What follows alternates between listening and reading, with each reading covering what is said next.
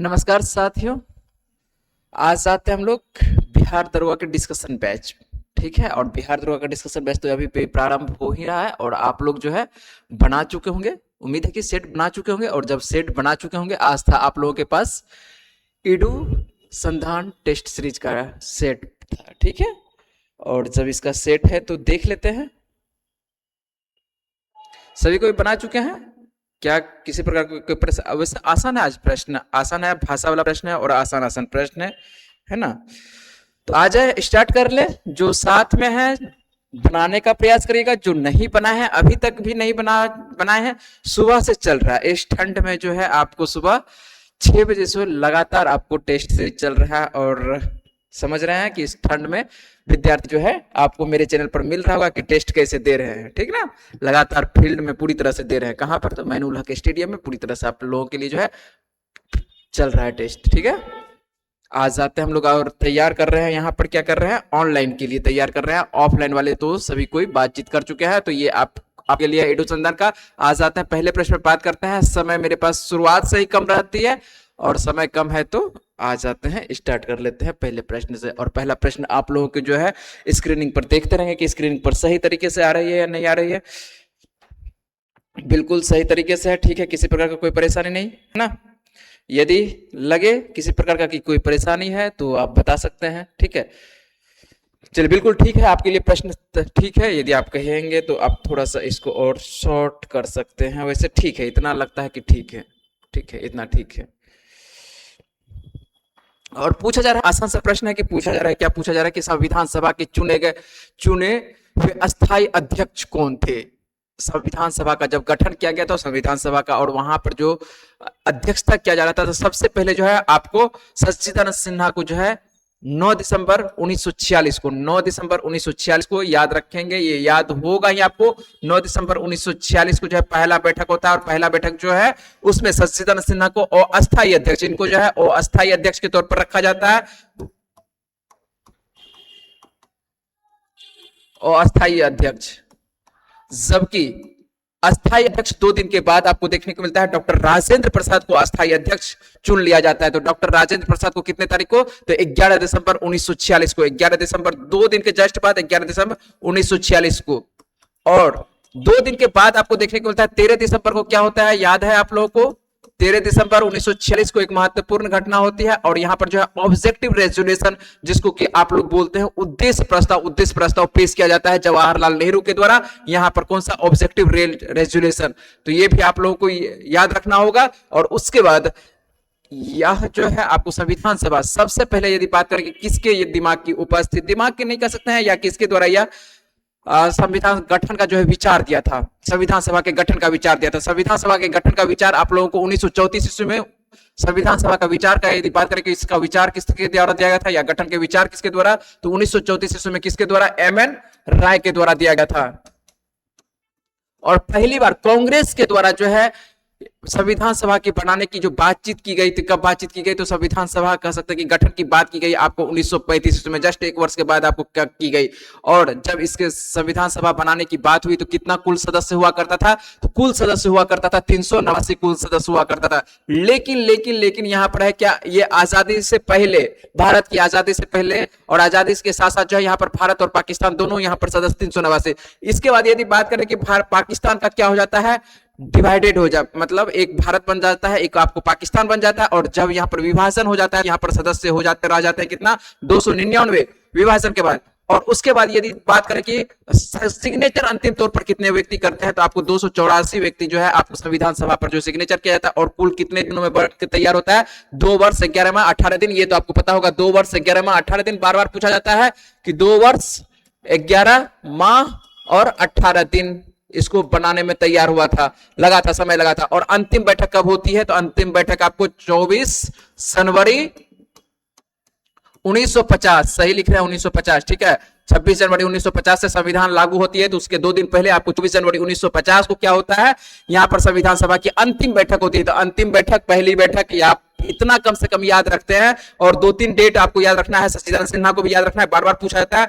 राजेंद्र प्रसाद को तो आज आपके लिए प्रश्न है तो यहां पर रखेंगे ही याद। और उसके बाद यहाँ पर कितने सदस्य थे ये भी आप याद रखेंगे, कब कब डिवाइडेड हुआ, कितने दिनों में तैयार हुआ, ये बार बार पूछा जाता है। 13 दिसंबर को ऑब्जेक्टिव रेजोल्यूशन पूछा जाता है, और 24 जनवरी 1950 को 3 एक बातें और याद रखेंगे, जनगणमन, राष्ट्रगान, और उसके बाद भारत का प्रथम जो राष्ट्रपति होंगे डॉक्टर राजेंद्र प्रसाद। इन 3 बातों को जो है आपको 24 जनवरी 1950 को स्वीकार कर लिया गया, और 26 जनवरी 1950 से आपको देखने को मिलता है संविधान भारत में लागू होते हुए दिखाई पड़ती है ना। चले आगे प्रश्न ले ले।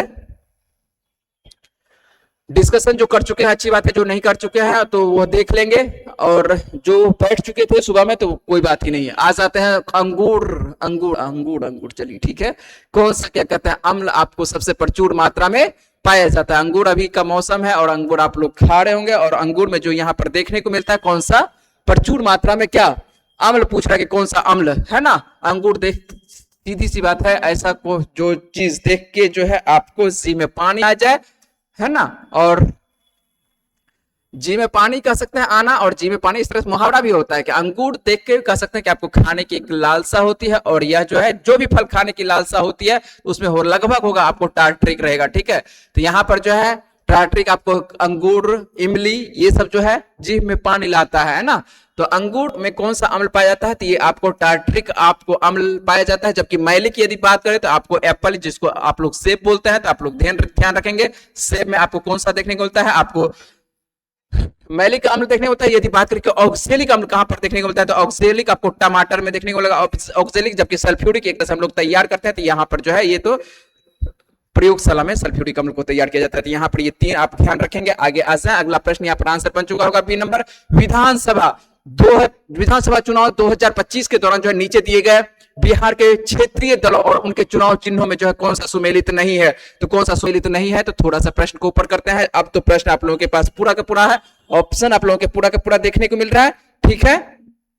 तो आप लोग बताने का प्रयास करेंगे कि यहाँ पर जो आपको सही है ना, आगे से ठीक है, आपके लिए सामने से हटते हैं, और सामने से हटते हैं तो ये बनाने का प्रयास करिए। डायरेक्ट आप ऐसा नहीं कि यदि नहीं बना है तो आप बनाने का प्रयास कर सकते हैं, और कमेंट यदि आप करना चाहते हैं तो कमेंट कर सकते हैं। मेरे पास स्क्रीनिंग आपके लिए आगे में है, यदि आपको कुछ पूछना चाहते हैं, कुछ कहना चाहते हैं, तो आपका जो है कमेंट सीधे तौर पर लिया जाएगा, ठीक है। तो यहां पर चलिए तो ध्यान रखेंगे, और यहां पर देख लेते हैं क्या है। आपको बिहार के क्षेत्रीय दल और उनके चुनाव चिन्हों में से जो कौन सा सुमेलित नहीं है, तो बताना है आप लोगों को। जनशक्ति जनता दल हाल फिलहाल में जो है चुना हुआ है। आपके क्षेत्र में ये सब पार्टी हुआ करती थी, आप लोग बता सकते हैं कि कौन सा सही है, कौन सा सही नहीं है, कौन सा लग रहा है कि आप लोगों को आपको क्या गलत है या सही लिखा हुआ नहीं है। यहाँ पर आते हैं, चलिए सभी बात पर बात करते हैं। यहाँ पर जनशक्ति आपको देखने को मिल रहा है, जनशक्ति जनता दल है ना। तो जनशक्ति जनता दल जो जिनका चुनाव चिन्ह था, चुनाव चिन्ह आपको ब्लैक बोर्ड था, और ब्लैक बोर्ड इनका जो अध्यक्ष यदि बात करें कि अध्यक्ष कौन थे, तो तेज प्रताप लालू प्रसाद यादव के बड़े बेटे जो आपको देखने को मिलते हैं, तो तेज प्रताप यादव। तो तेज प्रताप यादव यहाँ पर ये अध्यक्ष खुद थे, और इनके द्वारा ही ये पार्टी का निर्माण किया गया था, और पार्टी जनशक्ति जनता दल था, और उनका ब्लैक बोर्ड आप देखेंगे कि ब्लैक बोर्ड उनका पार्टी का चुनाव चिन्ह था। सही है, किसी प्रकार का कोई दिक्कत नहीं है। जनसुराज नामी ग्रामी पार्टी, ठीक है, और इनके बारे में सभी को मालूम है, स्कूल का बस्ता छाप है ना, तो स्कूल का बस्ता छाप सभी को, और इसके जो अध्यक्ष थे प्रशांत किशोर।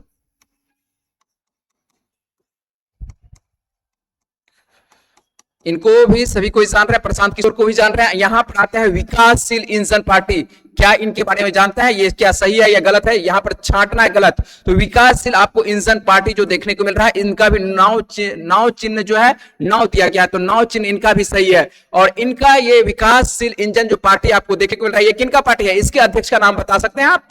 ये दोनों का तो आसान है, हाल फिलहाल में बना है तो आसान है। ये 2018 में आपको देखने को मिलता है, 2018 में। और 2018 में जब क्या कहते हैं इनका निर्माण होता है विकासशील इंसान पार्टी का, इनका नाव चिन्ह सही दिया गया है, ठीक है।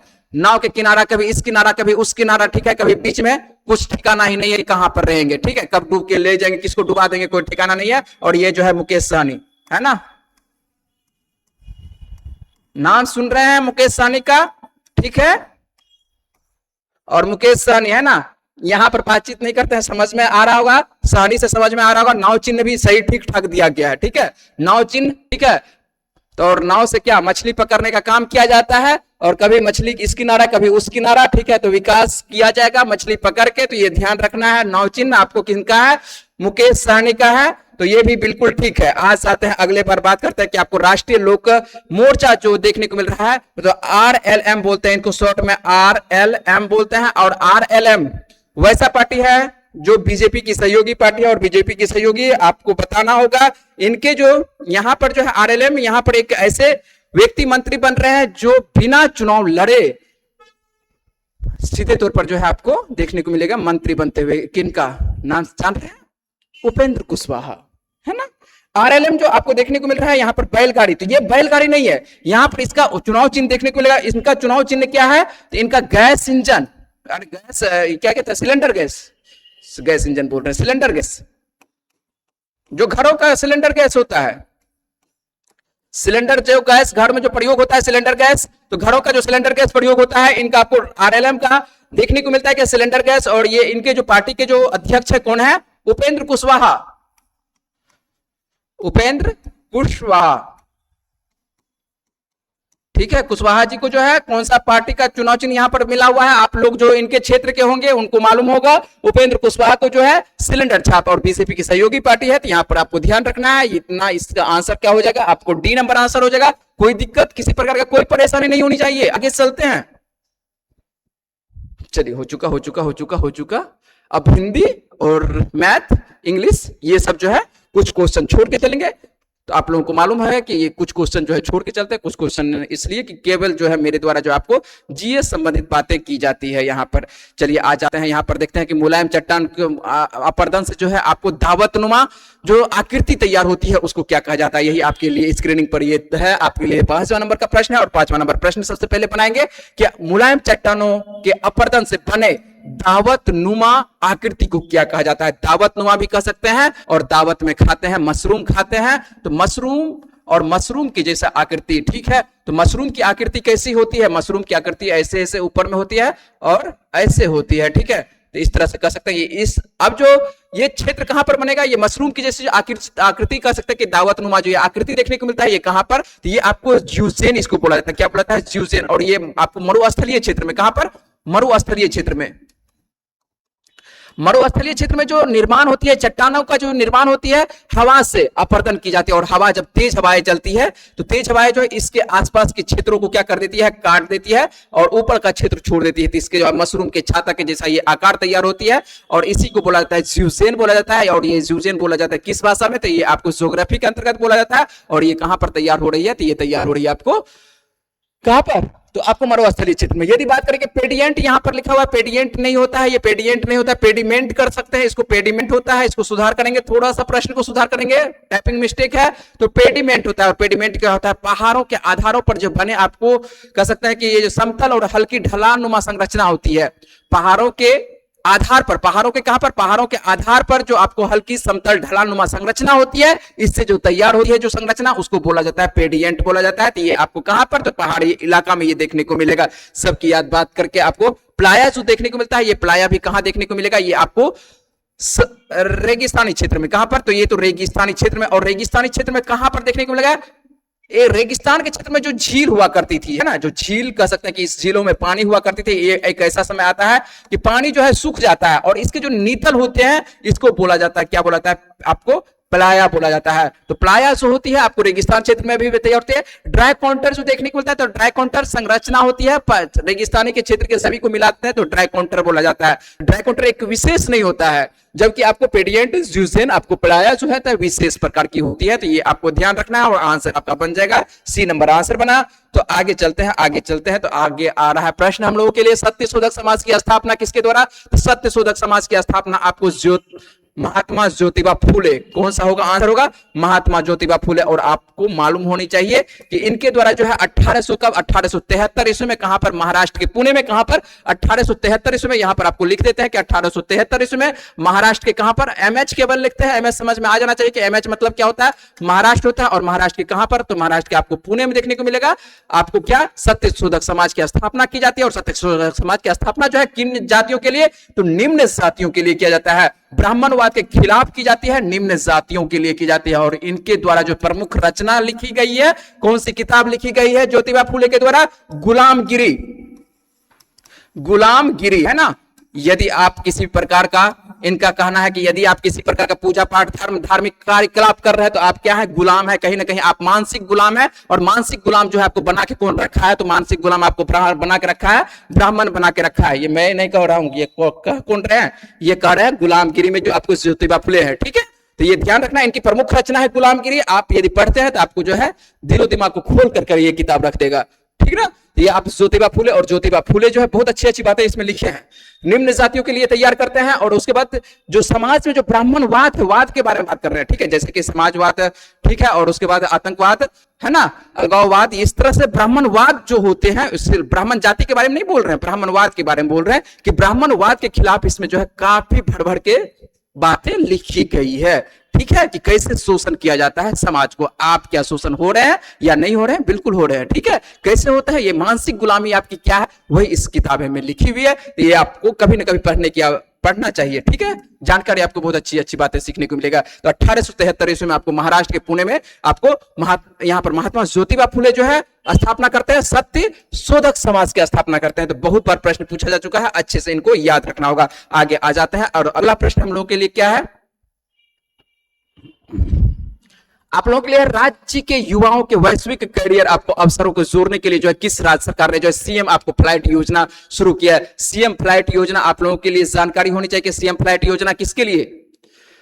फ्लाइट संबंधित है तो फ्लाइट कहां पर चलाया जाएगा, क्या चलाया जाएगा ये बताइए। तो फ्लाइट सीधी सी बात है कि सीएम फ्लाइट आपको योजना जो देखने को मिल रहा है कहां पर? तो ये असम सरकार के द्वारा। कहां पर? तो असम में। ये करंट अफेयर्स में आप लोगों को करवा चुके हैं, वैश्विक करियर के अवसरों को जोड़ने के लिए ये है। ठीक है, और आपको लाइन लिखा हुआ कि राज्य के आपको युवाओं को वैश्विक करियर के अवसरों को जोड़ने के लिए आपको सीएम राज्य सरकार के द्वारा आपको क्या फ्लाइट योजना शुरुआत की गई है, और यह है आपको असम सरकार के द्वारा। आ जाए अगले प्रश्न पर बात करें तो असम, यहां पर आंसर होगा असम। ठीक है, साथ साथ बनाने का प्रयास करेंगे। यदि आप साथ साथ नहीं बनाए हैं तो आप बनाने का प्रयास करेंगे। ठीक है, चलें, जो है ऑनलाइन है कम से कम आप लाइक कर दीजिए। यदि आपको वीडियो अच्छी लग रही है तो, वीडियो अच्छी नहीं रही है तो आप कमेंट कर सकते हैं कि क्या आपको परेशानी है, कि क्या बातें आपको सही नहीं लग रही है। कहीं पर भी आप सेट बनाते होंगे, जितना डिस्कशन यहाँ पे दे रहे हैं उतना डिस्कशन आपको नहीं मिलता होगा। और आपको मालूम होना चाहिए कि जो बच्चे खास करके बिहार दुर्गा का सेट प्रैक्टिस करते हैं, खास करके मेरे से जो जुड़े हुए हैं, और उनको कितना फायदा हो रहा है जनवरी से, पिछले जनवरी से आप लोगों के लिए लगातार करवा रहे हैं। और जो बच्चे लगातार हैं, लगभग उनका फिक्स है कि कम से कम 7 से 8 से ऊपर, 7 से 8 तो कम से कम रेगुलर हैं, जिनका कि रिजल्ट फिक्स है कि होगा, है ना। और यदि थोड़ा सा और मेहनत करेंगे तो कुछ और बच्चे बढ़ सकते हैं। तो अंतिम पायदान पर यह समय चल रहा है, और आप लोग याद रखेंगे। इसी वजह से जो छात्र, ऐसे भी छात्र हो सकते हैं कि जो नहीं आ पा रहे हैं, बैठ नहीं पा रहे हैं किसी भी कारण से, उनके लिए ये तैयार करके दिया जा रहा है कि कम से कम आप थोड़ा सा पुश करते हैं तो आप पास कर जाते हैं, है ना। कुछ ऐसे ऐसे छात्र हैं पिछले बार जो कि आपको 2 नंबर 1 नंबर से छटे हुए हैं। तो आ जाते हैं, यहां पर ध्यान रखेंगे, राज्य के युवाओं के वैश्विक करियर अवसरों के जोड़ने के लिए जो आपको किस राज्य की सरकार ने जो है सीएम आपको फ्लाइट योजना शुरुआत की है? तो ये आपको असम के द्वारा। तो ये युवाओं के लिए है। और अगला प्रश्न हम लोगों के लिए क्या है कि अगला प्रश्न देख लेते हैं। और तापमान पर जो है द्रव का वाष्पीकरण, वाष्पीकरण किस तापमान पर होता है? वैसे यहां पर एक लाइन आप लिखेंगे, अच्छे से लिखेंगे, वाष्पीकरण जो है किसी भी तापमान पर होता है। वाष्पीकरण क्या लिख रहे हैं? किसी भी तापमान। आंसर भी बताएंगे, टेंशन नहीं लेना है, किसी भी तापमान पर। ऐसा नहीं है कि केवल आपको यहां पर जो आपको जो आंसर सीट है, जो आंसर आपको टिक लगवाया गया है, वह टिक लगवाया गया है क्वथनांक के ऊपर। यही लगवाया गया है क्वथनांक के ऊपर। तो क्वथनांक के ऊपर ऐसा नहीं कि गलत लिखा हुआ है, सही लिखा हुआ है, ठीक है। लेकिन ये आप एक विशेष लाइन लिखेंगे कि आपको वाष्पीकरण जो है किसी भी तापमान पर ये होते हुए दिखाई पड़ती है। वजह ये कि आपको यहां पर क्या है, क्वथनांक जब होती है, कभी जो आपको देखने को मिलता है क्वथनांक होता है, तो मतलब आप सीधी सी बात है कि तरल जो है किस रूप में बदल रही है? तरल जो है गैस रूप में बदल रही है। और सर्वाधिक तरल जो है गैस रूप में किस अवस्था में बदलती है? तो क्वथनांक पर बदलती है ना। जब कह सकते हैं कि सीधी सी बात है, आपको 100 डिग्री जो है तापमान, पानी का जो है तापमान 100 डिग्री चला जाता है, तो उसको क्वथनांक के अंतर्गत रखते हैं। और यहां पर जो है पानी सर्वाधिक जल्दी से, अब एक आप उदाहरण कर सकते हैं क्या यदि आप स्टोव पर अभी कोई गैस चला रहे हैं, इस तरह से कोई गैस चला रहे हैं, और आपके पास एक बर्तन है और यहां पर जो है कोई आप थोड़ा सा का प्याला रखे हैं तो इसमें हो सकता है कि पानी है, तो बहुत ज्यादा आप हीट देंगे तो ये पानी जो है बहुत जल्दी हो जाएगा, क्या वाष्पीकृत हो जाएगा। तो वाष्पीकृत हुआ तो क्या किया, वाष्प में वाष्पीकरण हो गया है ना।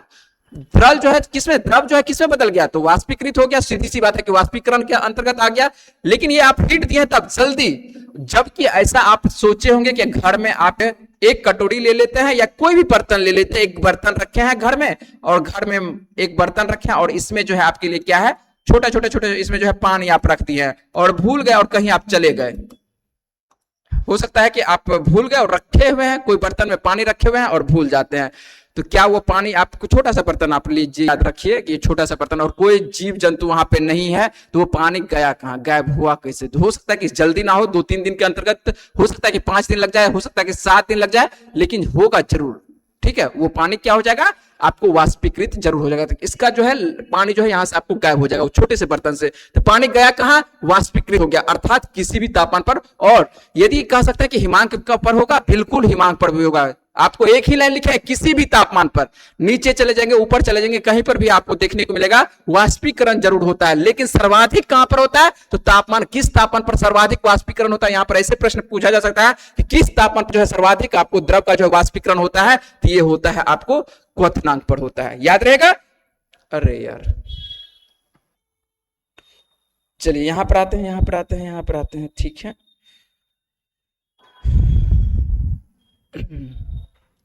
क्या दिक्कत, किसी प्रकार का कोई परेशानी, कमेंट कर रहे हैं, यदि कमेंट करेंगे तो आपसे बातचीत की जाएगी, ठीक है।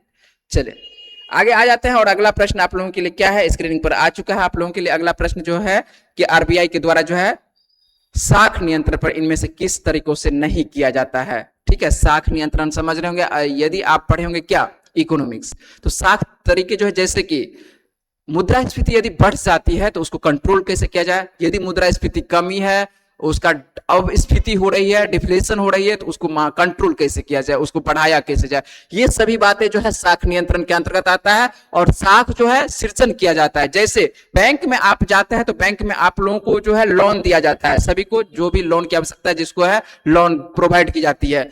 यदि आप हो सकता है कि पैसा जमा करने के लिए भी जाए, हो सकता है कि पैसा, आपका पैसा यदि आप जमा करते हैं तो आपका पैसा क्या बैंक वाला जमा करके रखता है, तो वो नहीं जमा करके रखता है, वो किसी न किसी को दे देता है, उससे वो लाभ कमाने की कोशिश करता है। इसी को साख सृजन के अंतर्गत शॉर्ट में इतना ही बात कर सकते हैं कि साख सृजन के अंतर्गत रखा जाता है। अब यहां पर है कि साख पर नियंत्रण, साख पर नियंत्रण इनमें से किस तरीकों से नहीं किया जाता है, पूछ रहा है कि किस तरीकों से, तरीकों से तो बहुत तरीकों से किया जाता है, लेकिन किस तरीके से नहीं किया जाता है, तो किस तरीके से नहीं किया जाता है, तो यहां पर नहीं ध्यान रखेंगे। नैतिक प्रभाव नीति के द्वारा, बैंक दर नीति के द्वारा, नियत आपको न्यूनतम आरक्षण प्रणाली के द्वारा, चयनात्मक आपको साख नियंत्रण के द्वारा, नैतिक प्रभाव के द्वारा आरबीआई जो है छोटे बैंकों को एक कह सकते हैं कि आदेश जारी करती है कि आपको जो है अभी ये सब काम नहीं कर रहा था, आदेश जारी कर सकते हैं, नैतिक काम ही कर सकते हैं कि नैतिकता के अंतर्गत ये काम की जाती है आरबीआई के द्वारा। और उसके बाद बैंक दर नीति, और जितने भी बैंक दर है, रिवर्स रेपो दर है, एसएलआर है, सीआरआर है, उसको जो है घटाया बढ़ाया जाता है, बिल्कुल ठीक है। और उसके बाद आपको नियत न्यूनतम आरक्षण, इनका इसका कोई जरूरत, जबकि साख नियंत्रण नीति ये बिल्कुल तैयार होती है, जबकि इसका कोई आवश्यकता नहीं है, नियत आपको न्यूनतम आरक्षण प्रणाली का। यहां पर आंसर क्या बनेगा, तो आंसर आपका बन जाएगा, आपको सी नंबर आंसर बनेगा। आगे आए, समझ में आ रहा है। सीआरआर एसएलआर पढ़े हैं और सीआरआर के बारे में आपको बहुत कुछ दिन पहले ही बताया है। सीआरआर और वर्तमान में कितना रखा गया है, सीआरआर यदि बात करें कि वर्तमान में सीआरआर बदल करके कितना कर दिया गया है, तो सीआरआर किस कैश रिजर्व रेशियो 3% कर दिया गया है। पहले 4 के पास था, अभी जो है 3 के पास है। और एसएलआर के यदि बात करें तो एसएलआर कितना कर दिया गया है, ये जो है इसमें किसी प्रकार का कोई बदलाव नहीं, 18% है। वहीं पर यदि बात करें कि रेपो दर कितना है, आपको 5 अच्छे से लिख देते हैं, 5 आपको 25% है। जबकि यदि बात करते हैं कि रिवर्स रेपो दर, ये बार बार पूछा जाएगा, रिवर्स रेपो दर इसी के द्वारा कंट्रोल किया जाता है, रिवर्स रेपो दर। और रिवर्स रेपो दर जो है आपको कितना है, 3.35 आपको प्रतिशत देखने को मिलता है। तो ये लाइन आपको जो 4 लाइन लिखा है, कम से कम इतना, कम से कम आपको याद रहना चाहिए। यदि इतना याद रहता है तो अच्छी बात है। आ जाए आगे, आ जाए। अगस्त की 2011 के जनगणना के अनुसार से आसान सा प्रश्न है, निम्नलिखित में से कौन सा आपको राज्य दूसरा सबसे अधिक जनसंख्या घनत्व आपको देखने को मिल रहा है। ऐसा कौन सा राज्य है कि जहां पर सर्वाधिक आपको घनत्व देखने को, सर्वाधिक नहीं है, दूसरा है। क्या लिखा हुआ है यहां पर, ध्यान से पढ़े तो आपको दूसरा है। इसका मतलब है कि पहला कोई राज्य है, पहला के बाद जो है दूसरा पूछ रहा है, तो पहला राज्य कौन सा है, पहला यदि बात करते हैं तो पहला हम ही लोग है, पहला कौन सा है, पहला अपना बिहार ही है, ठीक है। तो बिहार आपको 2011 के डाटा के अनुसार से बिहार जो है नंबर 1 पर आपको जनसंख्या घनत्व देखने को मिलता है। वहीं पर यदि बात करें कि दूसरा जो स्थान आता है, तो दूसरा जो हम लोग पीछे छोड़कर आगे गए थे, किसको छोड़कर गए थे, तो आपको पश्चिम बंगाल करूं, है ना। 2001 में पश्चिम बंगाल ही नंबर 1 हुआ करता था, तो 2001 में पश्चिम बंगाल, जबकि 2011 वाला डाटा में हम लोग बिहार आ जाते हैं। तो ये ध्यान रखना है कि वर्तमान में आपको अभी 2011 के जनगणना के बाद जो है जनगणना हुआ नहीं है, यदि जनगणना हुआ नहीं है 2027 से आपको जनगणना प्रारंभ होने वाला है। तो याद रखेंगे कि आपको जो वर्तमान में है बिहार, बिहार के बाद जो सेकंड स्थान है किसका, तो आपको पश्चिम बंगाल ही है ना। चले आगे, चलिए ये प्रश्न हो चुका। चलिए यहाँ पर आपको 11 नंबर का प्रश्न, ठीक है 11 नंबर, हाँ ठीक है।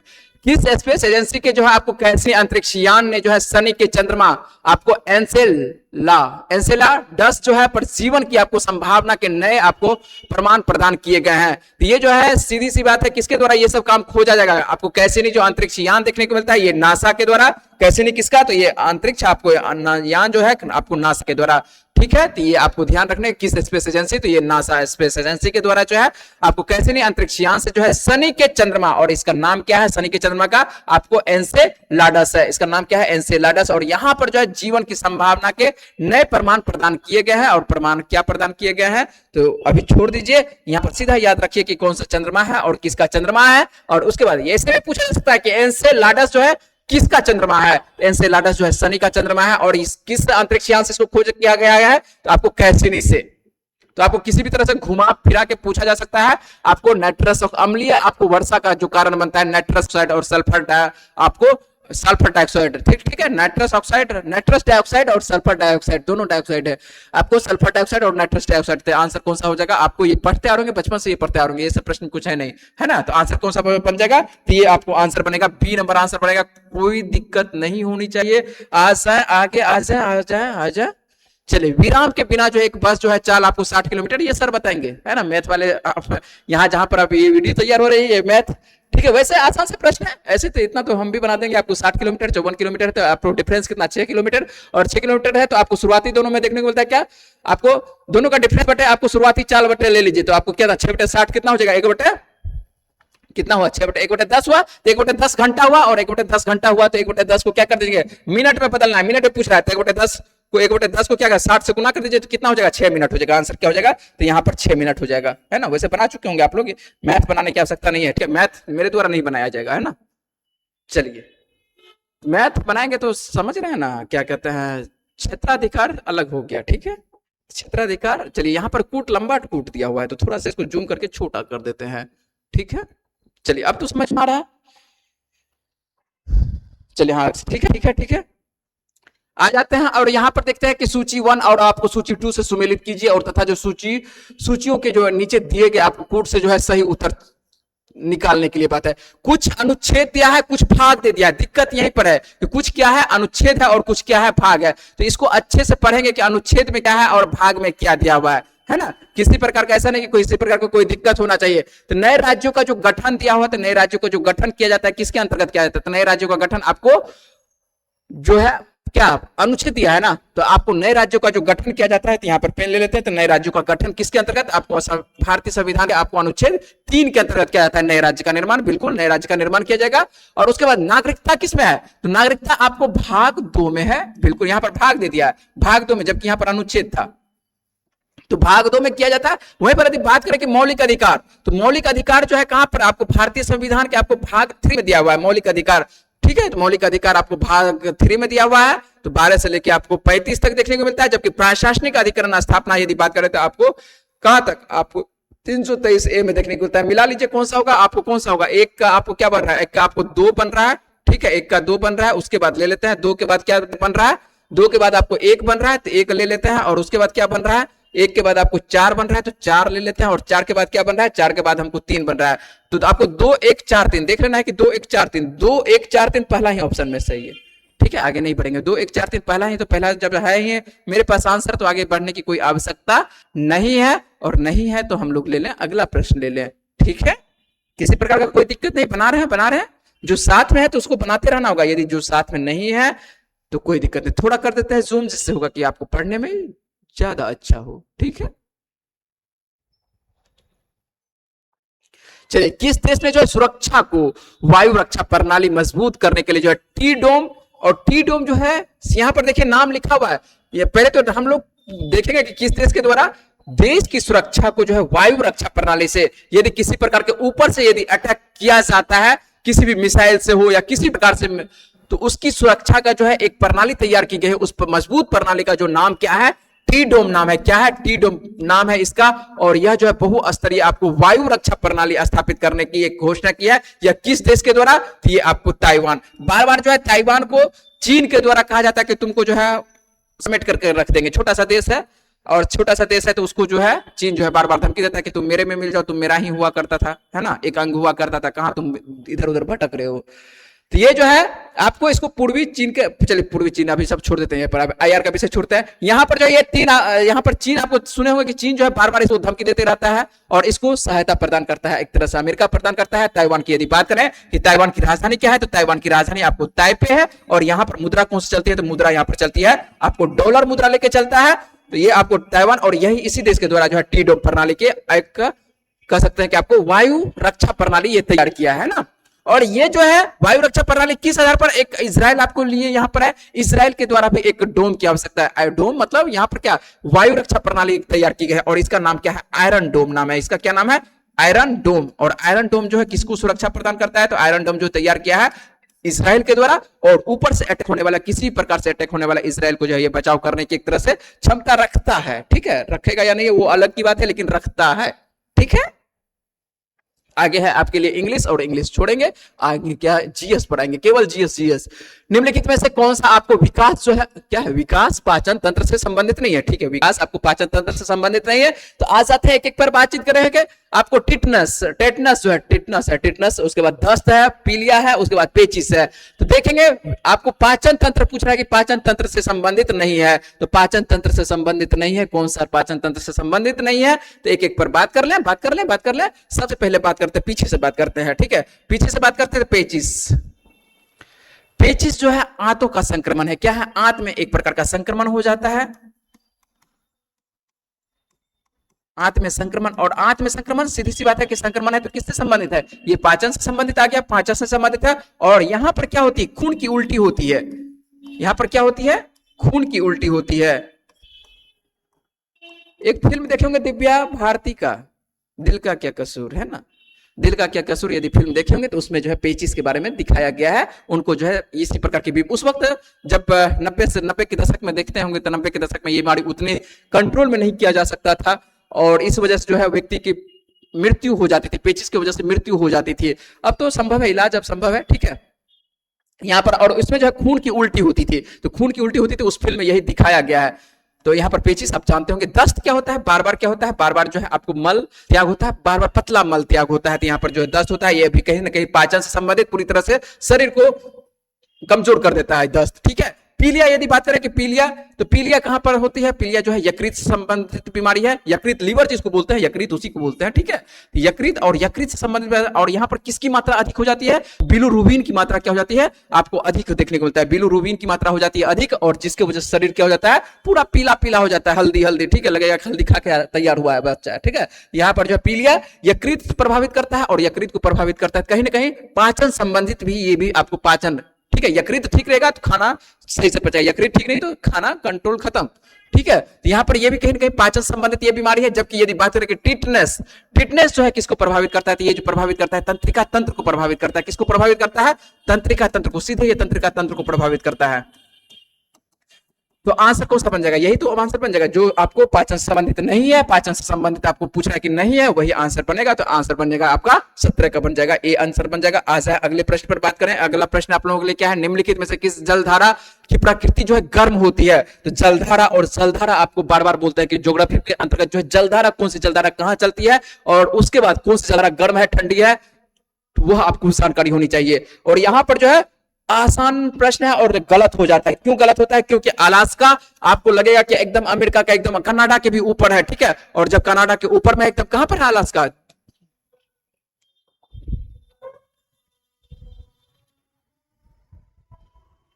चलिए यहां पर बना, चलिए यहाँ पर थोड़ा सा बना लेते हैं, थोड़ा सा इमेज ले लेते हैं इस जगह से।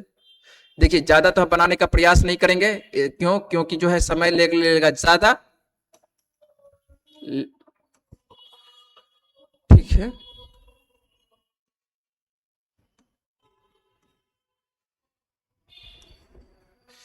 चलिए इस तरह से आप देखते होंगे कि यहाँ पर जो है, यहाँ पर ये जो है आपको अलास्का है, ये क्या है? आपको अलास्का है, ठीक है। जबकि ये क्या है? कनाडा है। और ये जो अलास्का है ये किसका हिस्सा है? ये अमेरिका यूएसए का हिस्सा है। यूएसए का एक राज्य आपको अलास्का, एक यहाँ पर ये अलास्का आपको देखने को मिलता है, ठीक है। और यहीं पर एक जलधारा चलती है, एक जलधारा इधर से चलती है इस तरह से। तो ये जो आपको देखने को मिलता है ये गर्म जलधारा, नीचे से ऊपर चलती है गर्म जलधारा। जबकि यूएसए के पास आपको यहाँ पर देखने को मिलता है, क्या देखने को मिलता है? इस जगह देखने को मिलता है आपको कैलिफोर्निया, जो कि आपको ठंडी जलधारा है, ठीक है। यहाँ पर चलती है ठंडी, जबकि ऊपर में देख रहे हैं ये गर्म जलधारा, नीचे से ऊपर जा रहा है, जबकि ऊपर से जो नीचे आ रहा है यहाँ पर यह हवा की वजह से देखने को मिलता है आपको। अलास्का क्या है? गर्म जलधारा। जबकि कैलिफोर्निया आपको कैलिफोर्निया के तट पर यहाँ पर चलते हुए दिखाई पड़ती है ठंडी जलधारा क्यूराइल। और क्यूराइल को जो है आप देखते होंगे, आइए यहाँ पर देख लेते हैं। अमेरिका, इसको मिटा देते हैं, ये प्रशांत महासागर की है, ठीक है। और यहीं पर आपको देखने तो क्यूराइल, क्यूराइल कहां पर देखने को मिलता है? चलिए क्यूराइल जो ओवासिवो जिसको बोलते हैं, ओवासिवो जो बोलते हैं, ऊपर से आपको जो रूस का कमचटका प्रायद्वीप देखने को होता है,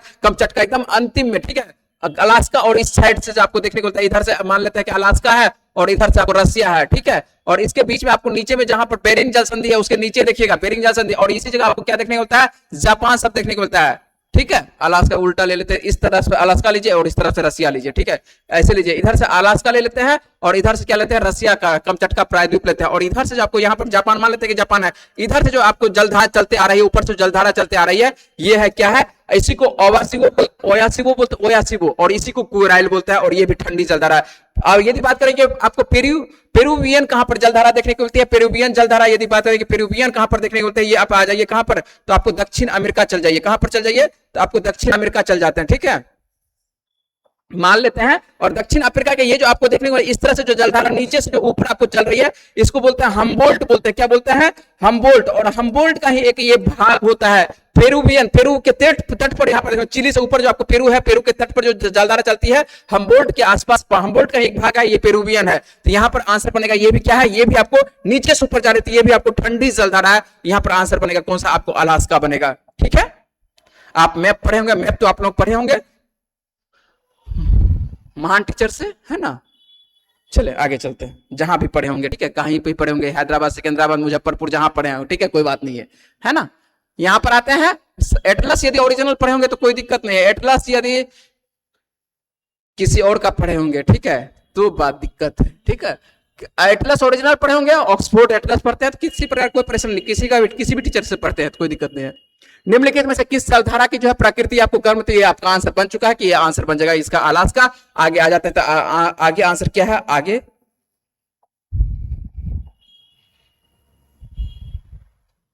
चलिए, प्रथम आंग्ल मराठा युद्ध। और बहुत बार पूछा गया है कि प्रथम आंग्ल मराठा युद्ध, द्वितीय आंग्ल मराठा युद्ध, तृतीय आंग्ल मराठा युद्ध। एक बार फिर से हम लोग देखते हैं, यहाँ पर जो है आपको पिंडारी युद्ध की बात कर रहे हैं कि पिंडारी युद्ध कब होती है। तो यहाँ पर आ जाता है, जल्दी से बात कर लेते हैं। सभी आपको तीन कम से कम आपको मराठा युद्ध आपको ध्यान रखना है। और पिंडारी का जो युद्ध देखने को मिलता है, ये चोरी छिपे युद्ध करता है, किसमें करता है? आपको तृतीय आंग्ल मराठा युद्ध में करता है। तृतीय आंग्ल मराठा युद्ध में छिप छिप कर ये युद्ध करता है। यहाँ पर जो आंसर बनेगा प्रथम आंग्ल, ये आंसर बन चुका है तृतीय आंग्ल मराठा युद्ध। लेकिन सभी के बारे में हम लोग देख लेते हैं। 1775 से ये 82, 1775 से 82, और जहां 1775 से 82 में यहाँ पर जो एक युद्ध होती है, इसको आपको प्रथम आंग्ल मराठा युद्ध बोलते हैं। और किस संधि के द्वारा यह समाप्त होती है? तो साल बाई की संधि के द्वारा है। आपको 1782 ईस्वी में साल बाई की संधि, ये याद रखिए कि साल बाई की संधि के द्वारा क्या हो जाती है? ये समाप्त होते हुए आपको दिखाई पड़ेगा, क्या?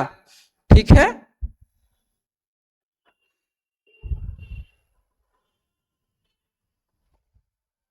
कुछ आप लोग मैसेज नहीं कर रहे हैं ना।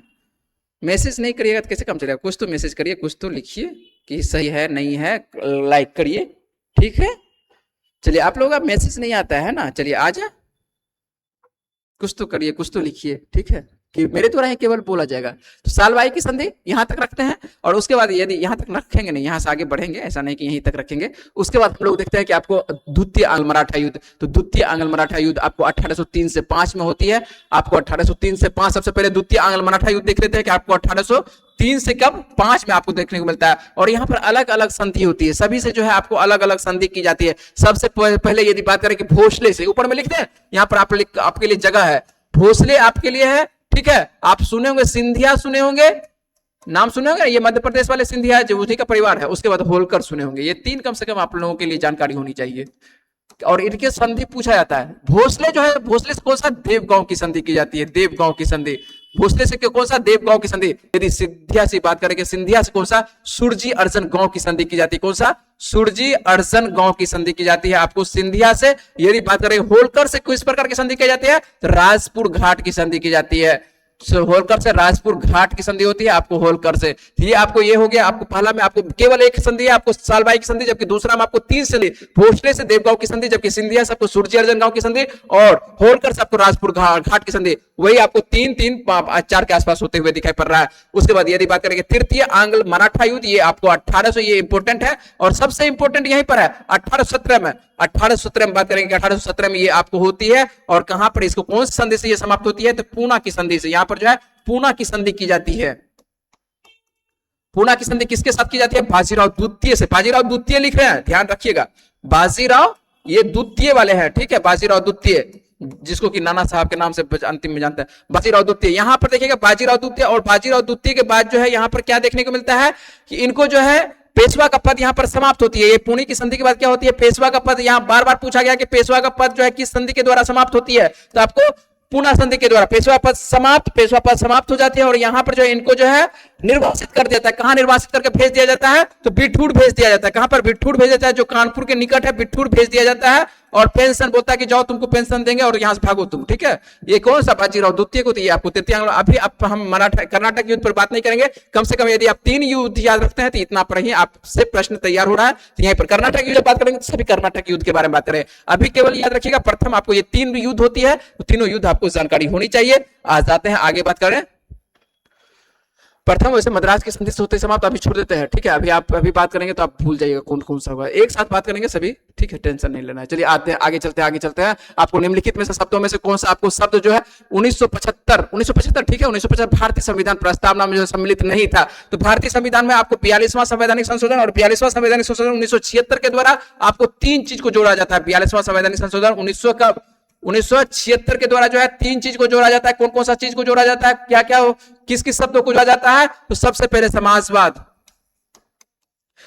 आधार लिख रहा है। उसके बाद पंथ निरपेक्ष, उसके बाद आपको अखंडता, ये 3 शब्द को जोड़ा जाता है। अखंडता, तो यहां पर देख लेना है कि कौन सा शब्द यहां पर है, तो यहां पर जो आपको देखने को मिलता है बंधुत्व, समानता और संप्रभु पहले से था, जबकि अखंडता जो है आपको ये 3 शब्द में आ रहा है, जो कि 1976 42वां संवैधानिक संशोधन 1976 के द्वारा जो है इस शब्दों का प्रयोग किया जाता है। तो ये आपको अच्छे से याद रखना होगा। चलें आगे चलें। चलिए यहीं पर आपके लिए आगे प्रश्न है, नेताजी एंड गांधी जी पुस्तक के लेखक कौन थे, तो ये आपको कौन है, तो शशि आहलूवालिया और पीके आहूजा, 2 व्यक्ति को याद रखेंगे। आपको शशि आहलूवालिया एंड इसके साथ रखेंगे पीके आहूजा, पीके आपको आहूजा, दोनों के द्वारा लिखा क्या है। तो हो सकता है कि आज के सेट में आपके लिए शशि आहलूवालिया का नाम है, हो सकता है कि आपको किसी दिन जो है पीके आहूजा का नाम है, किसी दिन हो सकता है कि दोनों का मिक्सअप करके दे दे। तो आपको ये याद रखना होगा कि आपको किसके द्वारा, ठीक है। और यदि बात करें डोमिनिक लेपर के द्वारा एक फेमस रचना है डोमिनिक लेपर का, कौन सा, freedom at midnight, freedom at midnight. तो फ्रीडम एट मिडनाइट जो है आपको कर्सिव समझ में आपको आ रहा है या नहीं आ रहा है पता नहीं, लेकिन ये कर्सिव हम ऐसे लिख रहे हैं क्योंकि यहां पर आपको लिखने की आवश्यकता नहीं, जो बोल रहा है कम से कम आपको सुनना है, ठीक है। तो इतना यदि आप लिखते हैं, तो यदि याद रखते हैं तो अच्छी बात है। तो डोमिनिक आपको लेपियर के जो है आपको फ्रीडम एट मिडनाइट इतना याद रखते हैं, तो आगे चल रहे छोड़ देता है। तारिक अली सब का वैसे क्या कहते हैं आपको, द ओबामा सिंड्रोम है, तो छोड़ दीजिए उस पुस्तक को, अब नहीं पूछा जाएगा। आगे चले, चलिए हो चुका। चंद्रमा के सतह पर नजदीक से दो अलग अलग द्रव्यमान की वस्तुएं मुक्त रूप से घिर रही होती है तो यह क्या होगा? तो सीधी सी बात है कि तुरंत क्या देखने को मिलेगा? आपको समान देखने को मिलेगा। इसका मतलब है कि वेग आपका क्या रहेगा? ये समान, उनका किसी भी क्षण जो है उनका वेग क्या होता है रहेगा? आपको समान देखने को मिलेगा। आंसर क्या बन जाएगा? आपको ए नंबर आंसर बनेगा। आगे आते हैं, आप लोगों के लिए स्क्रीनिंग पर सही प्रश्न सही तरीके से जा रही है, किसी प्रकार कोई दिक्कत नहीं, ठीक है। चले, हाल ही में जो किस देश ने जो अंतरराष्ट्रीय आपको प्रकृति संरक्षण संघ जो जिसको IUCN के अंतर्गत बोलते हैं कि सदस्यता ग्रहण की थी, इसका आपको 51वां सदस्य देखने को मिल रहा है। कौन सा? 51वां आपको बनते हुए आर्मेनिया, जबकि 51वां, जबकि यदि बात करें कि आपको 90 कौन सा बना था? तुवालू बना था, जो किसकी राजधानी फुनाफुटे आर्मेनिया। यदि बात करें कि येरेवान इसकी राजधानी है, तो यहां पर ध्यान रखें आर्मेनिया। चलिए, निम्नलिखित में से आपको किस आयन का जो है आकार जो है टेट्राहेड्रल नहीं है? तो टेट्राहेड्रल यदि आप लोग पढ़े होंगे तो अच्छी बात है, नहीं पढ़े होंगे तो क्या कर सकते हैं आप? तब याद रख लीजिए, आपको ICl4 जो आपको माइनस देखने को होता है, ये आपको टेट्राहेड्रल नहीं है, बाकी आपको सभी देखने को मिल रहा है। यदि आगे आपके लिए प्रश्न है, मैथ है, तो मैथ आपको सर बताएंगे, क्योंकि मैथ सर स्पेशलिस्ट है तो सर ही बताएंगे। आगे आ जाते हैं, अगले प्रश्न में बात करते हैं। वैसे आप लोग मैथ के जादूगर तो खुद आप लोग हो चुके हैं ना सर के पास पढ़ के। चलिए आ जाते हैं अगले पास, बात करते हैं अगले प्रश्न पर। निम्नलिखित में से कौन सा एक नए राज्यों के निर्माण के लिए जो है संवैधानिक उपबंध नहीं है? चलिए, संवैधानिक यहां पर पूछ रहे कि संवैधानिक उपबंध नहीं है, और इसके लिए नए राज्यों के गठन के लिए किसी राज्य का क्षेत्र बढ़ाकर, तो किसी राज्य का क्षेत्र जो है बढ़ाया जा सकता है या नहीं बढ़ाया जा सकता है, ये कौन निर्धारण करता है? ये आपको ध्यान रखना है। क्या पूछ रहा है कि नए राज्यों के निर्माण के लिए जो है संवैधानिक आपको उपबंध नहीं है। चलिए ठीक है, तो संवैधानिक उपबंध नहीं है, ये आपको उपबंध है कौन सा? आपको राज्य का क्षेत्र बढ़ाकर। तो राज्य का क्षेत्र आपको सीधी सी बात है संसद के द्वारा, है ना? तो संसद मान के चलिए किसी भी क्षेत्र को बढ़ा सकता है, घटा सकता है। तो ये दो बात तो आपको पता होगा कि ये आपको भाग 3 के अभी जस्ट बात तो किए। तो नए राज्यों का निर्माण और नए राज्य का निर्माण इधर से उधर किया जा सकता है इस अंतर्गत, ये भाग 3 के अंतर्गत, ठीक है। चलिए ठीक है। कमेंट कर रहे हैं आप लोगों को देख रहे हैं, यूट्यूब पे देख रहे हैं, और यूट्यूब पे देख रहे हैं तो कमेंट नहीं कर पा रहे हैं। चले ठीक है, और यहाँ पर देख लेते, ये समझ रहे, चलिए सभी पर पहले बातचीत कर लेते हैं। आप लोग को ये आधा बताते हैं, आधा इधर उधर बात करते हैं। निम्नलिखित में से किसमें आपको कौन नए राज्यों के निर्माण के लिए संवैधानिक उपबंध नहीं है? तो किसी राज्य का क्षेत्र बढ़ाकर, ठीक है, किसी राज्य का क्षेत्र घटाकर ये भी किया जा सकता है, किसी राज्य का जो है नाम परिवर्तन संसद के द्वारा किया जा सकता है, और एक राज्य संघ का, यहाँ पर एक राज्य संघ का जो है राज्य क्षेत्र को जो है शामिल करता है, ये क्षेत्र अधिकार के अंतर्गत आ जाता है। तो क्षेत्र को बढ़ाना ये क्षेत्र कह सकते हैं कि अधिग्रहण के अंतर्गत आता है। तो क्षेत्र अधिग्रहण जो है संबंधित है, ये क्षेत्र अधिग्रहण से संबंधित है। क्षेत्र अधिग्रहण यहां लिख देते हैं, ये क्षेत्र अधिग्रहण से संबंधित है। ये क्षेत्र अधिग्रहण, तो क्षेत्र अधिग्रहण से संबंधित है, तो आंसर यही आपको देखने को मिल रहा है। क्या? संवैधानिक उपबंध के अंतर्गत ये नहीं आ रहा है, जबकि आपको ये तीनों आपको आ रहा है। आगे आ जाए, आगे आते हैं, आपके लिए बहुत अच्छा प्रश्न है और बहुत बार पूछा गया ये प्रश्न है कि व्यक्तिगत सिद्धांत, जिसको डॉक्ट्रिन ऑफ लेफ्ट बोलते हैं, तो आपको डॉक्ट्रिन ऑफ लेफ्ट सिद्धांत जो देखने को मिलता है, डॉक्ट्रिन ऑफ लेफ्ट, निम्नलिखित में से किस क्षेत्र को जो है अंग्रेजों के अधिकृत नहीं किया है? अधिग्रहित पूछ रहा है कि अधिग्रहित जो है अंग्रेजों के द्वारा नहीं किया गया। सबसे पहले देखेंगे कि व्यक्तिगत सिद्धांत जो लाने वाला था, तो आप व्यक्तिगत सिद्धांत लाने वाला कौन था? 1848 ईस्वी में आपको डलहौजी के द्वारा। डलहौजी इंपोर्टेंट है। रेलवे, उसके बाद क्षेत्राधिकार बहुत विस्तार किया जाता है, क्षेत्र का तो विस्तार किया जाता है ना, 48 से 56 रहता है। और इसके बाद तो आपको देखने को मिलता है भारत में क्या इतना क्षेत्र का विस्तार कर जाता है कि भारत में जो है थोड़ा सा आपको और शांति, और खास करके जो है एक क्रांति 1857 की क्रांति आपको उभरते हुए दिखाई पड़ रहा है। ठीक है, ये आप लोग जानते होंगे कि 1857 की क्रांति जो है बहुत सारे कारण रहता है, उसमें से एक जो है क्षेत्र का जो है विस्तार जो होती है वो अभिनीति होती है। यहां पर आते हैं, उसी पर बातचीत करते हैं, और यहां पर पूछ रहा है कि ऐसा कौन सा राज्य जो है उसको जो है व्यक्तिगत सिद्धांत के अंतर्गत जो है नहीं मिलाता है। तो व्यक्तिगत सिद्धांत के अंतर्गत नहीं मिलाया गया था। आइए सभी पर बात करते हैं। हम लोगों को जो है कुछ इंपोर्टेंट राज्य आपको याद रखना होगा। सबसे पहला राज्य आपके लिए यहाँ पर लिखा हुआ है आपको, कब? 17, और 17 जो है इसकी जो आप कह सकते हैं कि इसको जो मिलाया जाता है 1848 ईस्वी में। कब मिलाया जाता है? 1848 ईस्वी में। सभी के बारे में याद रखेंगे। वहीं पर 1848, वहीं पर 49 की बात करें, जैतपुर संबलपुर, किसको? जैतपुर और संबलपुर, जयपुर और संभल जो आपको पूर्व देखने को होता है 1849 ईस्वी में। यदि बात करें कि 1849, यदि बात करें 1850, तो 1850 ईस्वी में किसको? बघाट को। किसको? 1850 ईस्वी में आपको 1850 में किसको देखने को मिलेगा मिलाते हुए, तो बघाट को। ये सभी याद रहना चाहिए आपके लिए नाम। और यदि बात करें कि 1800 आपको 52 में देखने को मिलेगा, 1852 ईस्वी में किसको देखने को, उदयपुर को देखने को मिलेगा। ये उदयपुर राजस्थान वाला नहीं है, ये एमपी वाला उदयपुर है। ये आपको 1852 ईस्वी में आपको उदयपुर को देखने को मिलेगा। यदि बात करें 1852 53 हो गया, तो 53 यहां पर आपके लिए है। 1853 ईस्वी में किसको मिलाता है, झांसी को। बहुत बार पूछा गया है झांसी को। यदि बात करें 1853 के बाद आ जाते हैं 1854, तो 1854 में किसको मिलाता है, तो 1854 ईस्वी में नागपुर को। वहीं पर यदि बात करें कि 1855 ईस्वी में किसको मिलाता है, करौली को मिलाता है। तो ये आपके लिए हो गया आंसर। जबकि मैसूर यहां पर आंसर बनेगा। मैसूर को क्या सहायक संधि के द्वारा मिलाया जाता है, वेलेस्ली के समय में सहायक संधि के द्वारा। ये आपको 1799 ईस्वी में टीपू सुल्तान की हो जाती है मृत्यु, और उसके बाद जो है मैसूर राज्य को क्या क्या लेता है, मिला लेता है। और ये जो है आपको सहायक संधि से मिलाया जाने वाला राज्य है, जबकि ये जो है आपको व्यक्तिगत सिद्धांत से मिलाया जाने वाला राज्य है। तो किस सिद्धांत से कौन सा राज्य मिल रहा है, आपके लिए अच्छे से याद होना चाहिए। यदि आपके लिए अच्छे से याद रहता है तो ये प्रश्न आपके लिए आसान सा बन जाएगा और तैयार हो जाएगा। यदि आपको याद नहीं होता है, और डेट के साथ याद रहना चाहिए। यदि डेट के साथ आपके लिए तैयार होता है तो अच्छी बात है ना। चले आगे, चले ठीक है। चलिए, जो है साथ में कम से कम वह तो लाइक कर दीजिए।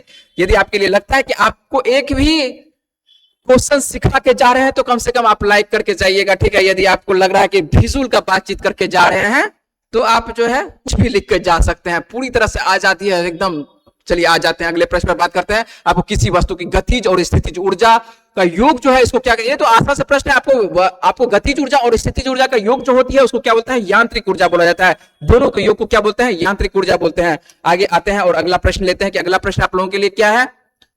यांत्रिक ऊर्जा हो चुका है। यहां पर आते हैं भूटान की सीमा से जो है, भूटान की सीमा। अब देखिए ज्योग्राफी से संबंधित ये प्रश्न है, भूटान की सीमा। और भूटान की सीमा से जो देखने को मिलता है, भारत का कौन सा राज्य जो है आपको इस सीमा से पूछ रहा है कि सटती नहीं है। इसका मतलब है कुछ राज्य सटती है और एक ऐसा राज्य होगा कि जो कि नहीं सटती होगा।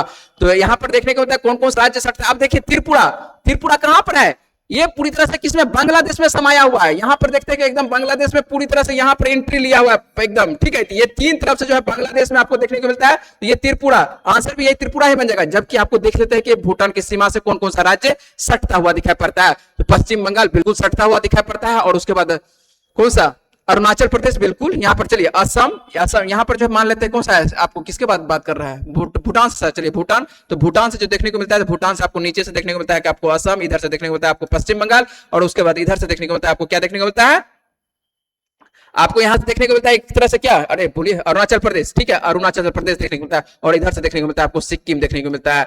तो यहाँ पर कौन सा है, सिक्किम, आपको पश्चिम बंगाल, उसके बाद क्या कहते हैं असम। यहाँ पर 1 2 3 4 ऐसे राज्य हैं जो कि आपको यहाँ पर नहीं दिया है। 4 राज्य में आपको एक राज्य नहीं दिया, कौन सा, सिक्किम नहीं दिया हुआ है। तो सिक्किम भी जो है आपको सटता हुआ दिखाई पड़ता है। तो असम, आपको सिक्किम, पहले सिक्किम लेंगे, 4 राज्य में सबसे पहले सिक्किम लेंगे। सिक्किम के बाद कौन सा लेंगे, आपको एक तरफ से चलेंगे, और एक तरफ से सिक्किम के बाद कौन सा, आपको सीधी सी बात है कि नीचे से आपको पश्चिम बंगाल, उसके बाद थोड़ा सा टच करते हुए दिखाई पड़ेगा कौन सा, आपको असम। असम के बाद देखने को मिलेगा कौन सा, पूरी तरह से आपको टच करते हुए दिखाई पड़ेगा अरुणाचल प्रदेश। तो 4 राज्य ऐसे हैं जो कि आपको सीमा साझा करते हुए दिखाई पड़ रहा है, भूटान से सीमा साझा करता हुआ। और त्रिपुरा जो नीचे में है, बांग्लादेश से, 3 तरफ से बांग्लादेश से। यहां से प्रश्न पूछा था कि 3 तरफ से बांग्लादेश से कौन सा राज्य सटा हुआ है, ये आपको त्रिपुरा, नाम ही है त्रिपुरा। राइट टू डिसकनेक्ट है ना, डिस्कनेक्ट है, राइट टू डिस्कनेक्ट। आपको विधेयक जो है लाने वाला भारत का पहला राज्य आपको कौन सा बना था, तो आपको राइट टू डिस्कनेक्ट लाने वाला जो पहला राज्य देखने को मिलता है, ये केरल राज्य देखने को मिलता है। ये करंट अफेयर संबंधित, और करंट अफेयर्स आप लोगों को बार बार बोलता है, ये करंट अफेयर्स आपको करवाते रहते हैं, और करंट अफेयर्स से ये प्रश्न आप लोगों को सीधे तौर पर पूछा जाता है। तो आपको केरल, आगे चले निम्नलिखित में से किस पदार्थ में जो आपको CaCO3 जो होने की संभावना नहीं है। तो वैसे तो यहाँ पर जो ऑप्शन के हिसाब से तो सभी में आपको संभावना लग रही है, समुद्र के गोले में, उसके बाद डोलामाइट में, और आपको क्या, जिप्सम में, संगमरमर में। लेकिन आंसर आप लोगों को मरवाया गया क्या, आपको कलेक्टला इंड, आपको जिप्सम मरवाया गया। तो याद रखिए, चलिए कोई बात नहीं, 1-2 प्रश्न इस तरह का रहता है। तो इस तरह का जो है आपको आंसर क्या बनता हुआ दिखाई पड़ रहा है, यहाँ पर आपको ये जिप्सम, और जिप्सम में कौन सा, आपको कलेक्टला इंड, आपको जिप्सम देखने को मिल रहा है। चले आगे, यहाँ पर संविधान के किस अनुच्छेद में जो कानून का समान आपको संरक्षण प्रावधान किया गया, ये तो आसान सा प्रश्न है। कानून, चलिए आगे लिखा है क्या, नहीं लिखा है, चलिए आधा ऊपर है आधा नीचे है, तो ध्यान रखेंगे। अनुच्छेद 12 में आपको क्या है, राज्य की परिभाषा, ठीक है। राज्य की परिभाषा आपको किसके अंतर्गत दिया, राज्य की परिभाषा मतलब क्या, यहाँ पर ये क्या है कि राज्य किसको बोलेंगे, जो कि आपको मूल अधिकार देगा, उससे संबंधित है कि राज्य किसको बोलेंगे। अनुच्छेद 13 में क्या है, यदि मूल अधिकार संबंधित तो वैसा कोई कानून बना दिया जाता है, अल्पी जिसको कह सकते हैं, कि जिसको वैसा कानून बना दिया जाए कि जो कि मूल अधिकार को कहीं न कहीं हनन पहुंचाती करते हो, या खतरा, मूल अधिकार पर खतरा पहुंचाती हो, वैसे वहां तक जो है आपको शून्य हो जाएगा। आपको कौन सा अल्पी मतलब कि आपको शून्य देखने को मिलता है। क्या चीज?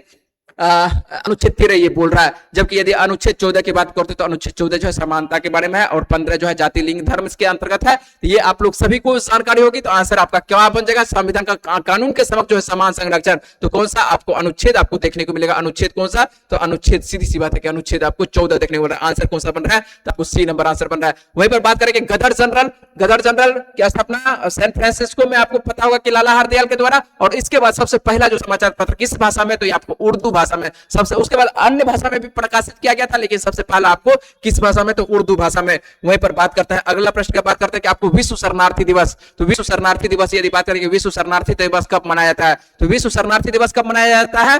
तो विश्व शरणार्थी दिवस जो मनाया जाता है 20 जून को मनाया जाता है। कब मनाया जाता है? तो विश्व शरणार्थी दिवस 20 जून को मनाया था। वहीं पर बात करें कि 5 जून को कौन सा दिवस? देखिए दिवस कितना इंपॉर्टेंट है। आप लोगों को जब दिवस करवाते हैं करंट अफेयर्स में पहला प्रश्न देते हैं दिवस से संबंधित प्रश्न देते हैं। और यहां पर देखिए यहां पर आप चारों दिवस से संबंधित आपको देखना होगा। 5 जून को आपको विश्व पर्यावरण दिवस आसान सा है। यदि बात करें कि 14 जून को कौन सा दिवस मनाया जाता है? तो आपको विश्व रक्तदाता दिवस मनाया जाता है। विश्व आपको रक्तदाता दिवस मनाया जाता है ना, डोनर के कह सकते हैं कि विश्व रक्तदाता। यदि बात करें 21 जून को और 21 जून आपको करवा रहे हैं, बार बार करवाते रहते हैं। और 21 जून को कौन सा अंतरराष्ट्रीय आपको योग दिवस मनाया जाता है? कौन सा? आपको अंतरराष्ट्रीय योग दिवस।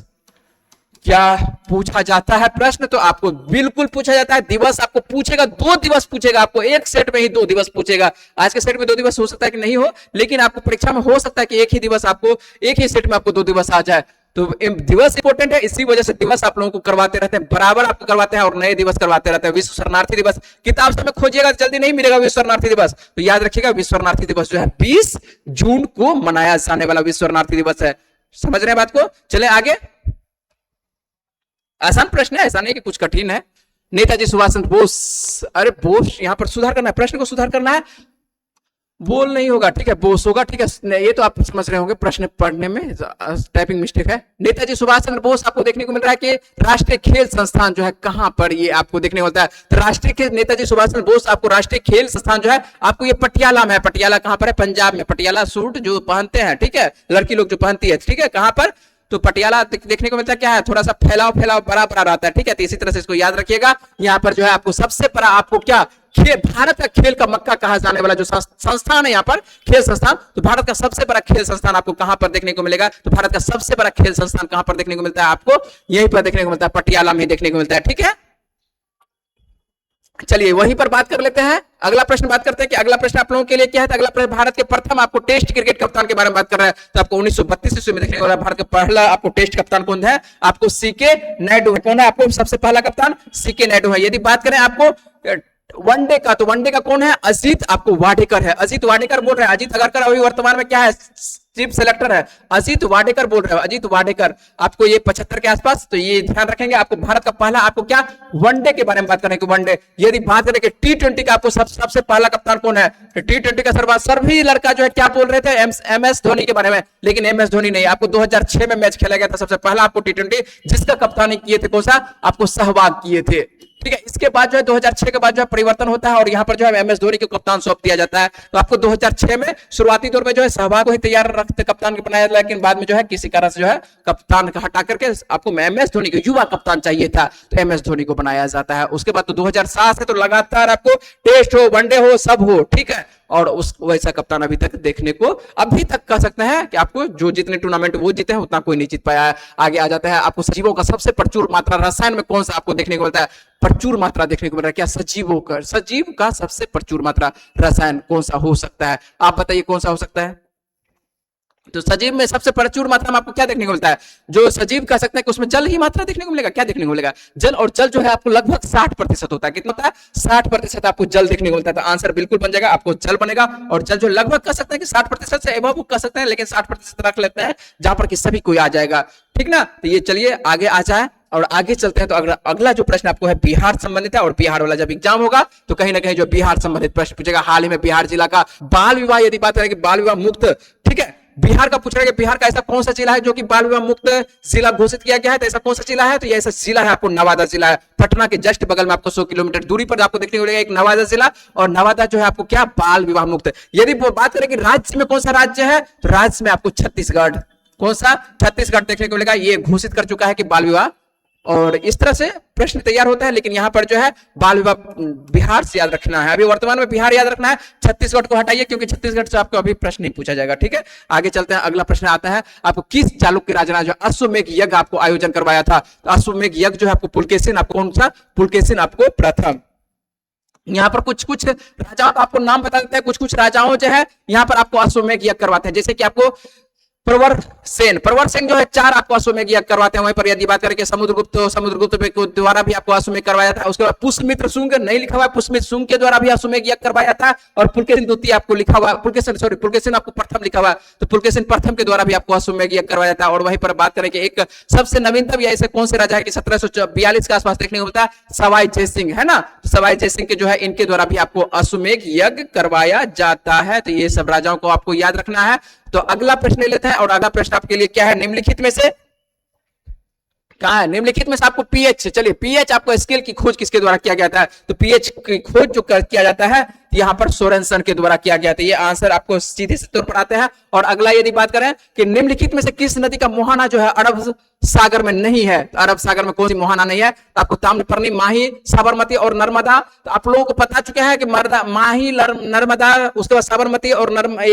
भारत पूछा, ये सब कहां जाती है? आपको अरब सागर की ओर उल्टी चल रही है, अरब सागर की ओर जाती है। जबकि आपको ताम्रपर्णी जो नदी देखने को होती है, ताम्रपर्णी कहां चल रही है? ये आपको मन्नार की खाड़ी में गिरते हुए दिखाई पड़ते हैं। ये कहां पर? मन्नार की खाड़ी। और मन्नार की खाड़ी कहां पर? क्या आपको सीधी सी बात है, मन्नार की खाड़ी में। और मन्नार की खाड़ी किसका भाग है? ये आपको बंगाल की खाड़ी वाला का भाग है। ठीक है, मन्नार की खाड़ी कहां पर? बंगाल की खाड़ी का ध्यान रखना है। तो आपको आ जाता है पूर्व की तरफ आ जाएंगे।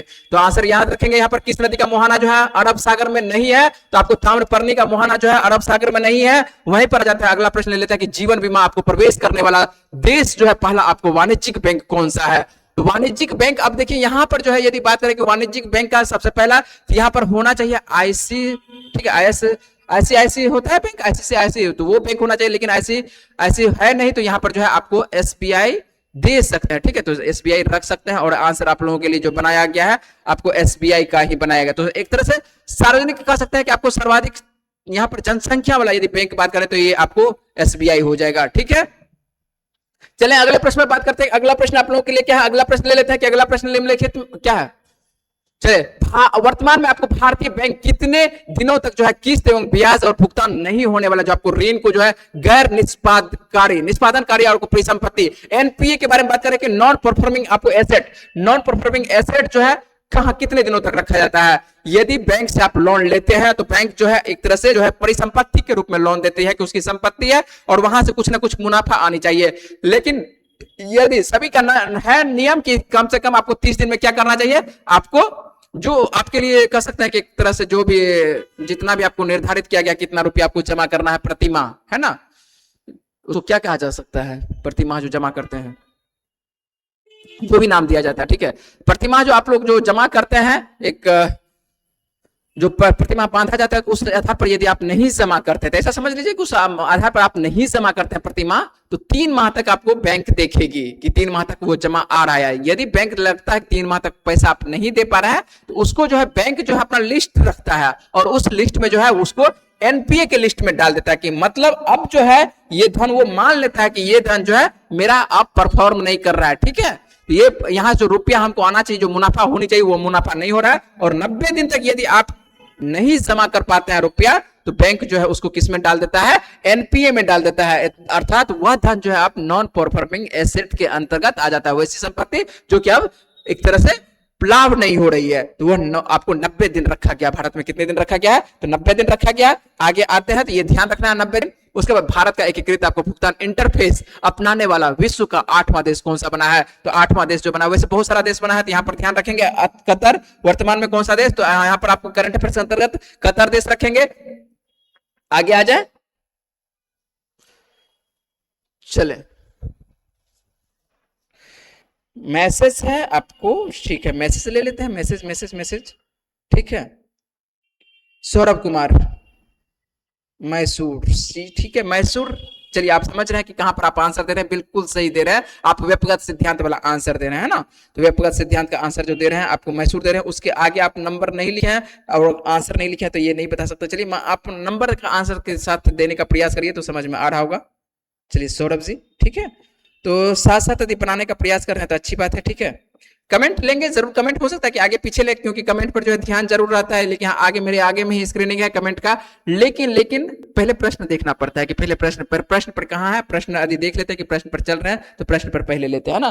तो यहाँ पर जो है आपको आगे पीछे दाएं बाएं सभी जगह स्क्रीनिंग ही है ना।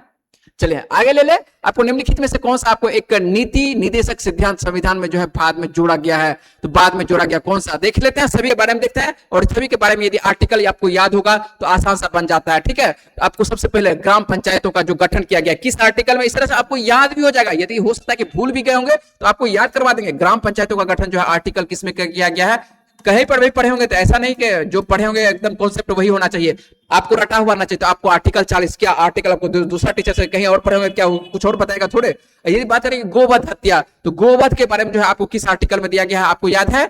याद है तो आप बताएंगे, यदि याद नहीं है तो आप याद करेंगे। आपको आर्टिकल 48 में है गोवध के बारे में। ठीक है, केवल 48, केवल 48, केवल 48। ठीक है, केवल आपको 48। ठीक है, तो ध्यान रखेंगे आपको 48 में क्या है, आपको गोवध के बारे में। यदि बात करें आपको समान आपको नागरिक संहिता के बारे में, तो समान नागरिक संहिता कहां पर है, आपको यूसीसी जो है आपको आर्टिकल 44 में दिया गया, और सभी ये डीपीएसपी के अंतर्गत आ रहा है। उसके बाद बात करें कि आपको मुफ्त आपको कानूनी सलाह, जो मुफ्त कानूनी सलाह दी जाती है 39 आपको किसमें, ए में दिया जाता है, 39 के ए में दिया जाता है। इसका मतलब क्या है कि 39 का ए जैसे ये आ रहा है ये बाद में जोड़ा गया होगा, तो ये बाद में जोड़ा गया, कब जोड़ा गया, तो ये 42वां संवैधानिक संशोधन 1976 के द्वारा जोड़ा गया। कब जोड़ा गया, 42वां आपको संविधान संशोधन 1976 के द्वारा इसको जोड़ा जाता है। तो ये आप ध्यान रखेंगे। आपको ये है मुफ्त कानूनी सलाह, तो मुफ्त कानूनी सलाह कब दी जाती है, आपको 39A के अंतर्गत जो है आपको 1976 में जोड़ी जाती है। चले आगे चले,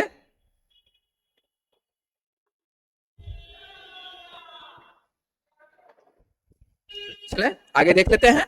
और अगला प्रश्न जो है आपके लिए है, आपके लिए क्या है, ग्राफ है।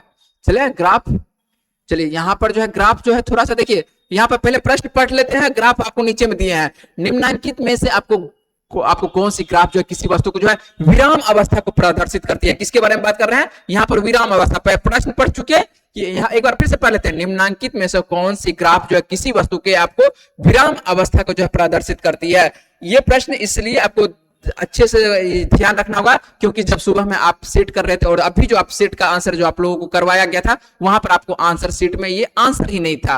तो आंसर नहीं था तो इसका आंसर होगा क्या, जब आप लोगों के लिए प्रश्न है तो कोई ना कोई आंसर तो बनेगा। तो आंसर क्या बनेगा, तो यहां पर आंसर हम लोग देखते हैं। विराम अवस्था कहते किसको है, जब कोई वस्तु अपनी क्या कर सकते हैं, अपनी स्थिति नहीं बदलती। विराम अवस्था उसी को बोला जाता है, जब कोई वस्तु जो है अपनी स्थिति नहीं बदलती उसको विराम अवस्था बोला जाता है। ये लाइन तो आपको याद होनी चाहिए। उसके बाद वस्तु का विस्थापन यहां पर दिया हुआ है, वस्तु का विस्थापन किसको दिया हुआ है, एस को दिया है, वस्तु का विस्थापन आपको एस दिया हुआ है। ये जो आपको देखने को मिल रहा है ये वस्तु का विस्थापन है।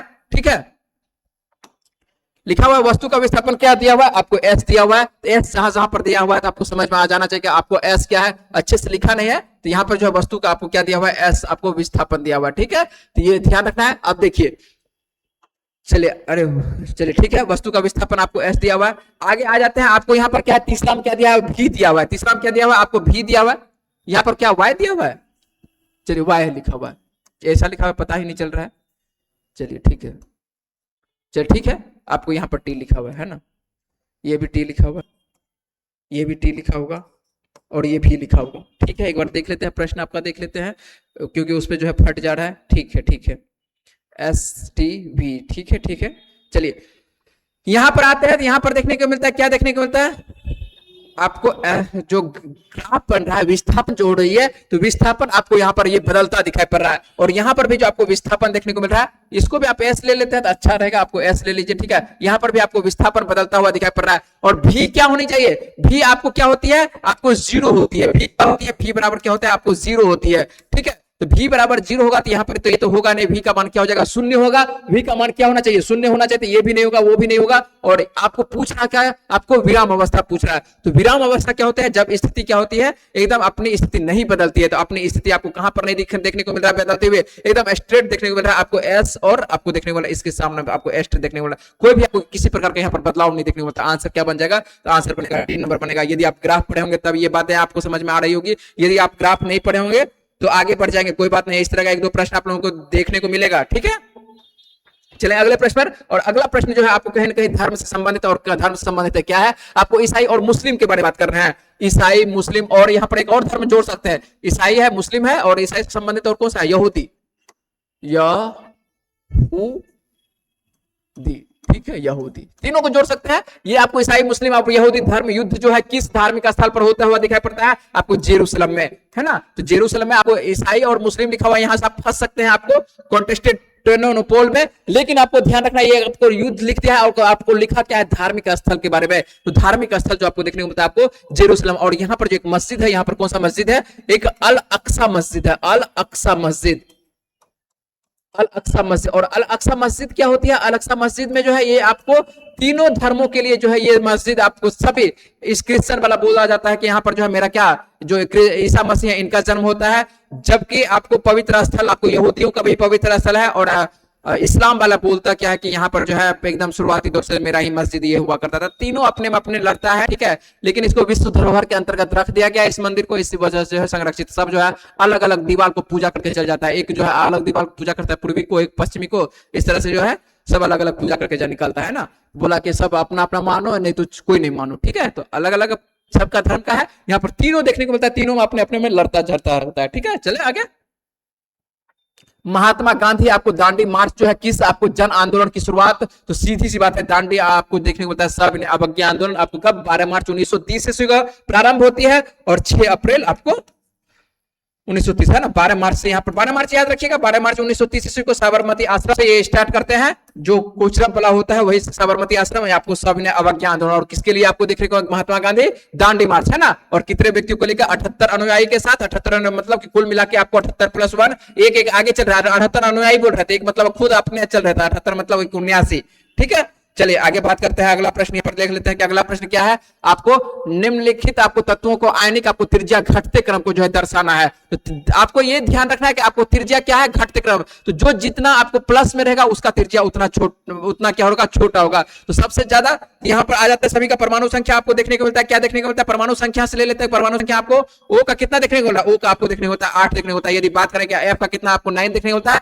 और वहीं पर यदि बात करें कि एन का कितना होता है 11 होता है, और एमसी का कितना होता है, एमसी का आपको 12 होता है, और एल का कितना होता है 13 होता है। और उसके बाद ये क्या है, अब देखिए पूछ रहा है क्या, घटते क्रम में आपको क्या देखना है, तो आपको त्रिज्या, घटते क्रम में त्रिज्या लेना है। और इसको बनाने का एक ही तरीका है, ज्यादा यदि आपके पास नॉलेज नहीं है तो एक आप काम कर सकते हैं जिससे कि आप प्रश्न सोल्व कर सकते हैं। और ये प्रश्न सोल्व ये कर सकते हैं, माइनस से किधर पड़ रहा है, प्लस की तरफ। जो जितना बड़ा उसका त्रिज्या उतना छोटा, जो जितना बड़ा उसका त्रिज्या उतना, उल्टा लेंगे, जो जितना बड़ा उसका त्रिज्या उतना छोटा। तो सबसे बड़ा जो है आपको एल प्लस यहाँ पर 3 देखने को मिल रहा है, और एल प्लस आपको 3 है, और माइनस से आपको किधर प्लस की ओर तरफ पड़े हैं, तो यहाँ पर देखने होता है इसका त्रिज्या आपको घटते क्रम में देखने होता है। तो यहाँ पर आंसर बनेगा डी नंबर आंसर बनेगा, बिल्कुल सही बन रहा है, ठीक है। जितना अधिक आपको, जितना अधिक धन आवेश होगा उतना इलेक्ट्रॉन क्या करेगा, ये एक तरह से इसका अधिक होगा, तो ये त्रिज्या क्या हो जाती है, कम हो जाती है, ठीक है। आगे चले, आगे प्रश्न बात करें, लघु क्या है, लघु एवं मध्यम उद्योग देख लेते क्या है लघु, पूरा प्रश्न।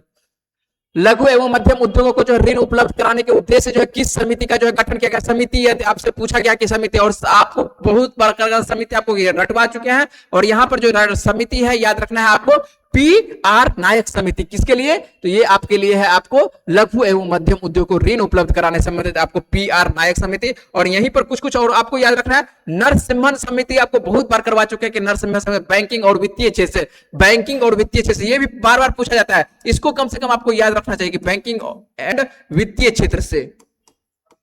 तो बैंकिंग एंड वित्तीय क्षेत्र से ये कम से कम आपको याद रहना चाहिए कि बैंकिंग एंड वित्तीय क्षेत्र से कौन सा, आपको नरसिम्हा समिति, दीपक पारेख समिति, दामोदर, ये सब छोड़ भी सकते हैं तो कोई दिक्कत नहीं है, ठीक है, ऐसा कोई जरूरत है। वैसे दीपक पारेख जो है आपको बुनियादी ढांचे संबंधित है, बुनियादी ढांचे और बैंक कॉर्पोरेट के मामले संबंधित देखने को होता है कौन, आपको दामोदरन आपको समिति, लिखिए लीजिए, ठीक है। आपको क्या यहाँ पर जो है दीपक पारेख जो आपको देखने को मिलता है, दीपक पारेख आपको समिति क्या, बुनियादी ढांचे संबंधित, बुनियादी ढांचे।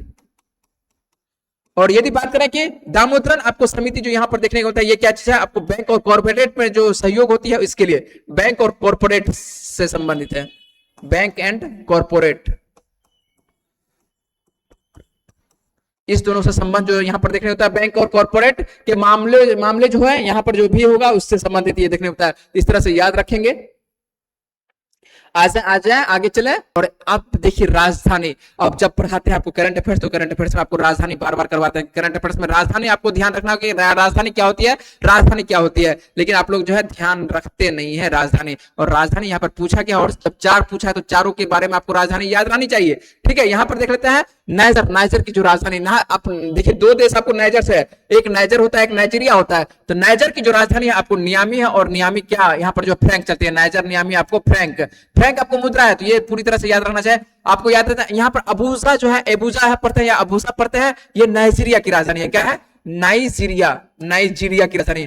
और नाइजीरिया की राजधानी क्या है, आपको अबूजा या अबूजा। और यहाँ पर जो मुद्रा चलती है आपको नायरा मुद्रा चलती है। क्या चलती है, नायरा मुद्रा। यदि बात करेंगे किगाली, तो किगाली जो आपको देखने को मिलता है किसकी मुद्रा, यहाँ पर जो है ये राजधानी है रवांडा। किसकी राजधानी है, ये रवांडा एक देश है, रवांडा की जो राजधानी है रवांडा, और रवांडा की राजधानी क्या है, किगाली। और यहाँ जो मुद्रा चलती है, यहाँ पर मुद्रा चलती है, कौन सी मुद्रा चलती है, फ्रैंक मुद्रा चलती है। यदि बात करें आपको विंड हॉक, तो विंड हॉक जो है नामीबिया की राजधानी है, नामीबिया, नामीबिया। और नामीबिया की राजधानी जो है, नामीबिया पढ़ते हैं या नामीबिया पढ़ते हैं, ठीक है, नामीबिया पढ़ते हैं, नामीबिया। तो नामीबिया जो आपको देखने को, नामीबिया जो राजधानी है किसका, विंडो का। और यहाँ पर जो मुद्रा चलती है, याद रखेंगे किताब में आपको रैंड लिखा हुआ है, ये लिखा हुआ है, लेकिन रैंड अब नहीं होगा, होगा क्या, यहाँ पर जो मुद्रा चलती है डॉलर मुद्रा चलती है। ठीक है, दक्षिण अफ्रीका से जस्ट ये ऊपर में आपको देश देखने होता है, पहले ये रैंड मुद्रा लेके चलती थी, लेकिन 1990 में जो है ये अपनी मुद्रा को परिवर्तन कर दिया गया है और मुद्रा क्या है, डॉलर हो चुका है। लेकिन आपके किताब में आपके टीचर के द्वारा 1990 के बाद भी अभी तक जो है रैंड ही पर आ रहा है। देख लीजिएगा आपके सेट में भी रैंड ही लिखा हुआ होगा। जहां पर इसका यदि डिस्कशन देखिएगा तो डिस्कशन में देखिएगा कि आप मेरी बात यदि थोड़ा सा भरोसा करके आप जाके पलट के पढ़िए एक बार कि क्या लिखा हुआ है, देखिएगा रैंड लिखा हुआ है। लेकिन आप नेट पर यदि विस्तार से इसके बारे में पढ़ना चाहते हैं कि विंडो की वर्तमान मुद्रा क्या है, आपको तब बताएगा कि डॉलर है और कब परिवर्तन हो चुका है, 1990 में परिवर्तन हो चुका है। तो ये आप टीचर जो किताब में लिखा हुआ रहता है वही पढ़ाते रहते हैं, तो इसी वजह से बोलते हैं कि आप लोग को जो है करंट अफेयर्स बार बार देखना होगा, है ना। और यहाँ पर जितने भी अधिकांश जो टीचर है उसको करंट अफेयर्स जो दूसरा कोई तैयार करके देता है तब वो पढ़ाते हैं। चले आगे, चले आगे चल लेते हैं, आगे लिख लेते हैं। अगला क्या प्रश्न है, आंसर देने का प्रयास करिएगा, जो साथ में है अच्छी बात है, जो साथ में नहीं है तो कोई बात नहीं है ना। आवाज ठीक है, किसी प्रकार कोई दिक्कत नहीं। चले आगे। असम में जो है मनाया जाने वाला आपको बिहू पर्व जो देखा होता है किस आपको किस अवसर पर आयोजित होती है, तो आपको ये नई फसल, सीधी सी बात है कि नई फसल आपको वही मकर संक्रांति के बाद से कहीं कभी न कभी आपको देखने को मिलता है। तो जब मकर संक्रांति हम लोग मनाते हैं उसी वक्त आसपास में आपको नई फसल के लिए जो है मनाया जाता है, कौन सा, बिहू पर्व मनाया जाता है। और कहां पर ये मनाया जाता है, बिहू बार बार पूछा जाता है कि आपको असम के क्षेत्र में मनाया जाता है। आगे चलते हैं।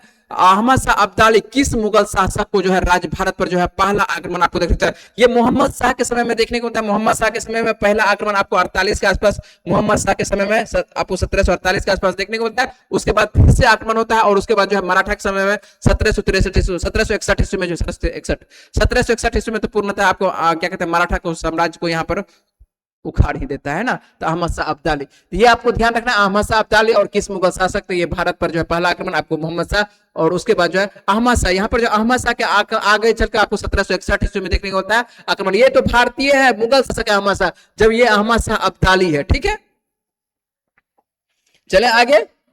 केंद्रीय आपको कपास अनुसंधान संस्थान, यदि बात करें केंद्रीय कपास अनुसंधान कहां पर है, ये आपको महाराष्ट्र में, और महाराष्ट्र में कहां पर, तो महाराष्ट्र के आपको नागपुर में देखने को मिलेगा। आपको कौन सा, आपको केंद्रीय कपास, कपास कहां पर होगा, सीधी सी बात है कि कपास अनुसंधान संघ। और कपास जहां पर आपको काली मिट्टी पर क्या होती है, सर्वाधिक होती है, महाराष्ट्र में सर्वाधिक होती है, गुजरात में सर्वाधिक होती है, तो उसी क्षेत्र में होगा। और ये आपको कहां पर, नागपुर में इसका अनुसंधान आपको रखा गया है। आगे आ जाते हैं और आगे आते हैं बात करें कि विभवांतर मापने वाला ये यंत्र जो है किसको बोला जाता है, विभवांतर जो मापा जाता है, विभवांतर जो मापा जाता है इसको क्या बोला जाता है, आपको वोल्ट मीटर बोला जाता है। क्या बोला जाता है, वोल्ट मीटर बोला जाता है। विभवांतर मापने वाले यंत्र को क्या बोलते हैं, वोल्ट मीटर। यदि बात करें आपको गैल्वेनोमीटर क्या होता है, और आमीटर तो विद्युत आपको धारा, अभी जस्ट बात की कुछ देर जस्ट बात की कि आपको विद्युत धारा को क्या मापा जाता है, आपको विद्युत धारा को मापा जाता है आमीटर से मापा जाता है। विद्युत धारा को किसको, आप मीटर से। यदि बात करें गैल्वेनोमीटर से तो विद्युत परिपथ, तो विद्युत परिपथ को जो देखा जाता है, विद्युत परिपथ को, है ना, विद्युत परिपथ की जो जांच किया जाता है, विद्युत परिपथ,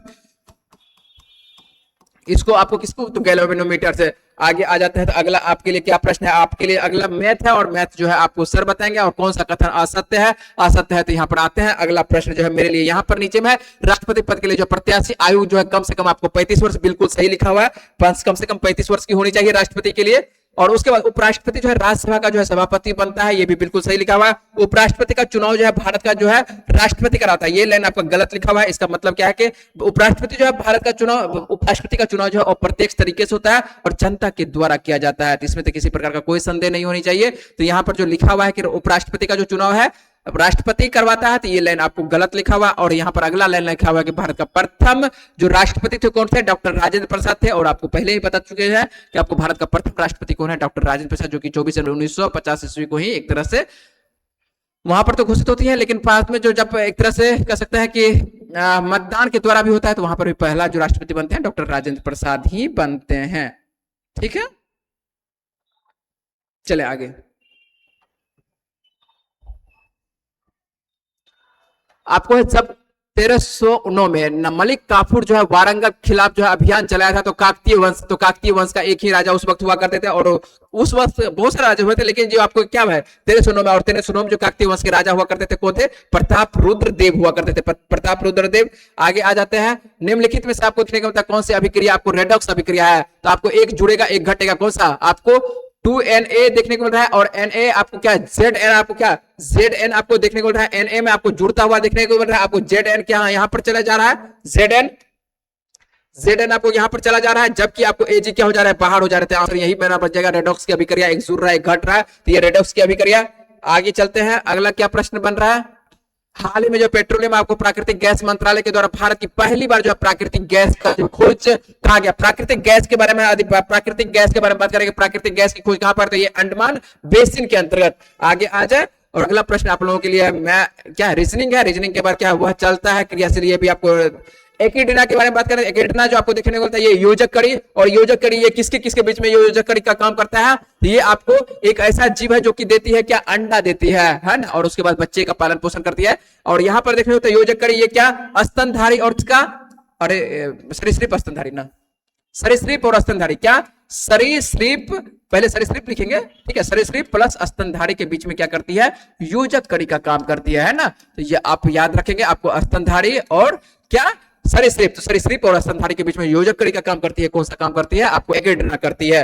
तो यहां पर आंसर बनेगा आपको 63 का ए बनता हुआ दिखाई पड़ेगा। नए आपको बैंकों के परमिट के लिए जो है प्राप्त आवेदनों की समीक्षा को उद्देश्य जो किस समिति का जो है गठन किया गया, फिर से आपको समिति है और बैंकों से संबंधित समिति है, और ये समिति जो आपको देखने को मिलता है कौन समिति, आपको विमल जलान समिति। तो विमल जलान समिति आपको याद रखना होगा, एक दो आप याद रख सकते हैं। आपको किसके बारे में, आप इनके बारे में, उर्जित पटेल की समिति के बारे में भी रख सकते हैं। उर्जित जो रखे हैं ये किसके लिए है, मौद्रिक नीति के ढांचे संबंधित है। मौद्रिक नीति के ढांचे जो संशोधित किया जाता है, मौद्रिक नीति ढांचे संशोधित, यहां पर लिख देते हैं आपको मौद्रिक नीति ढांचे संशोधित। लिखना इस वजह से नहीं चाह रहे हैं क्योंकि समय लग जाता है ज्यादा, मौद्रिक नीति ढांचे संबंधित, क्योंकि आप सुनेंगे तो लिख लेंगे, आपके पास प्रश्न पहुंचा दिया गया है ढांचे संबंधित, है ना। इसको जो संशोधित किया जाता है, इसमें जो संशोधन होता है, संशोधन जो होता है ये किनके द्वारा, तो ये आपको उर्जित पटेल के द्वारा ही होता है। यदि बात करें कि आपको नायर समिति, तो नायर जो है शिक्षा में जो ऋण दी जाती है, तो उसको जो बढ़ोतरी शिक्षा में ऋण वृद्धि से, शिक्षा ऋण वृद्धि से लिख सकते हैं, शिक्षा ऋण वृद्धि से। आप बगल में लिख लेंगे, क्वेश्चन पर ही लिखेंगे, जिससे क्या होगा कि आपका जो है याद करने का सकते हैं, या कभी न कभी लगेगा कि आपको पढ़ा हुआ है। और समिति आप लोगों को देख रहे हैं कि कम से कम आपको 2 समिति जरूर दे रहा है, ठीक है। बैंकों का लेखा जोखा जो आपको देखने को, बैंकों का लेखा जोखा आपको श्यामला, आपको गोपीनाथ, बैंकों का लेखा जोखा लिख लीजिएगा, बैंकों का लेखा जोखा।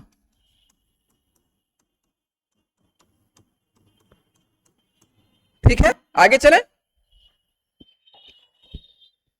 क्या है तारपा, आपको नृत्य जो महाराष्ट्र किस आदिवासी के द्वारा किया जाता है, तारपा जो नृत्य आपको देखने को मिलता है ये वारली आदिवासी के द्वारा किया जाता है, ठीक है। ये आदिवासी समुदाय है, और आदिवासी समुदाय का तारपा आपको नृत्य है, और ये आदिवासी समुदाय के कौन से, तो आपको वारला आदिवासी समुदाय के द्वारा ये डांस किया जाता है। तो अच्छे से आपको याद रखना चाहिए।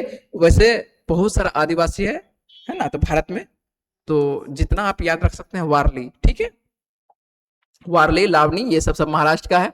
उसके बाद फरवरी 2025 के अंतर्गत विमोचित आपको कैलाश सत्यार्थी की आत्मकथा का जो पूरा शीर्षक आपको दिया देखने को मिलता है। ये किसका है, आपको किसका है, कैलाश सत्यार्थी का। और इनका जो सबसे फेमस जो रचना देखने को मिलता है क्या है, आपको इसका जो आत्मकथा है, ये है आपको दिया सलाई। क्या है, दिया सलाई है, दिया सलाई, ठीक है। उसका गुट निरपेक्ष आंदोलन के प्रारूप को जो है किसने तैयार किया था? तो ये तीन व्यक्ति के द्वारा। आपको भारत के आपको पंडित जवाहरलाल नेहरू रहते हैं, जबकि मिस्र के कौन रहते हैं? तो मिस्र के आपको रहते हैं नासिर रहते हैं, और यूगोस्लाविया के आपको कौन रहते हैं? टीटो रहते हैं। तो ये तीनों द्वारा कह सकते हैं गुट निरपेक्ष आंदोलन का 1961 ईस्वी में इसका पहला बैठक होता है। मतलब कि एक होता है, एक तरह से कह सकते हैं कि समाजवाद, एक होता है आपको कौन सा? समाजवाद के साथ एक तो पूंजीवादी। तो भारत बोलता है कि ना हम समाजवाद की तरफ से रहेंगे ना पूंजीवाद की तरफ से रहेंगे, हम एक अलग मार्केट बनाएंगे, ठीक है, मिश्रित अर्थव्यवस्था के अंतर्गत। और ये लोग जो है अपना एक अलग मार्केट है, इसलिए गुट निरपेक्ष लेता है, किसी पक्ष में नहीं रहेंगे। नहीं, एक तरह से समाजवाद उस वक्त जो है यूएसएसआर नेतृत्व करता था। दूसरा यदि बात करते कि आपको कौन सा? पूंजीवाद का, जिसका नेतृत्व करता था कौन सा? आपको अमेरिका करता था। और इस दोनों के अलग रहने के लिए जो है भारत जो है तीसरा नीति अपनाता है, मिश्रित अर्थव्यवस्था। और मिश्रित अर्थव्यवस्था के अंतर्गत नेहरू, यहाँ पर नेहरू, नासिर, और इसी की वजह से एक अलग आप कह सकता है कि निरपेक्ष आंदोलन है ना, गुट निरपेक्ष कहते हैं कि हम किसी के गुट में नहीं रहेंगे, दोनों में से किसी अपने निरपेक्ष गुट है, मेरा एक अपना गुट है। और इसका प्रमुख व्यक्ति नेहरू, नासिर जो मिस्र के हैं, और उसके बाद टीटो जो आपको यूगोस्लाविया के देखने को मिलते हैं, यूरोप के यूगोस्लाविया के। आगे आ जाए, अगला प्रश्न आप लोगों के लिए यहीं पर है। नेत्र में प्रवेश करने वाली आपको प्रकाश किरणें जो होती है, नेत्र में प्रवेश करने वाली जो प्रकाश किरणें, यहाँ पर आपके लिए लिखा हुआ है कि अधिकांश जो अपवर्तन होता है कहां से होता है? आंसर शीट में आपको करवाया गया था अभिनेत्र लेंस, और अधिकांश टीचर के द्वारा भी अभिनेत्र लेंस, लेकिन मेरे द्वारा जो आपको आंसर शीट करवाया जा रहा है, आपको कोर्निया के बाहरी पृष्ठ पर क्या करवाया जा रहा है? आपको कोर्निया के बाहरी पृष्ठ पर ध्यान रखेंगे। नेत्र में जो प्रवेश करने वाली आपको प्रकाश किरणों का जो अधिकांश अपवर्तन होता है कहां से होता है? कोर्निया के आपको बाहरी पृष्ठ पर होता है। अच्छे से याद रखिएगा। इसी वजह से हम बता भी रहे हैं कि आपको टीचर के द्वारा भी आपको करवाया जाता है आपको अभिनेत्र के लेंस पर, लेकिन अभिनेत्र के लेंस पर नहीं होगा, क्या होगा? आपको कोर्निया के बाहरी पृष्ठ पर। हो सकता है कि आप गूगल यदि करते होंगे तो वहां पर भी हो सकता है किसी किसी सेट में आपको मिल जाए अभिनेत्र के लेंस पर, लेकिन आप अच्छे से याद रखेंगे, आपको जहां पर उचित आंसर होगा, उचित आंसर आपका कोर्निया के बाहरी पृष्ठ पर होगा। आगे ले लेते हैं, आपको सूर्य की बढ़ती हुई दूरी के अनुसार से जो है ग्रहों के सही क्रम आपको देखने को मिलता है। तो यहां पर आप देखिए, सूर्य से आपको देखने को मिलता है कौन कौन सा ग्रह। आप बचपन से वाला प्रश्न है कि सूर्य के बाद कौन सा देखने को मिल रहा है ना? बुध, शुक्र, उसके बाद क्या कहता है पृथ्वी, उसके बाद मंगल, इस तरह से आगे बढ़ते होंगे, बृहस्पति, शनि, ठीक है। उसके बाद कौन सा?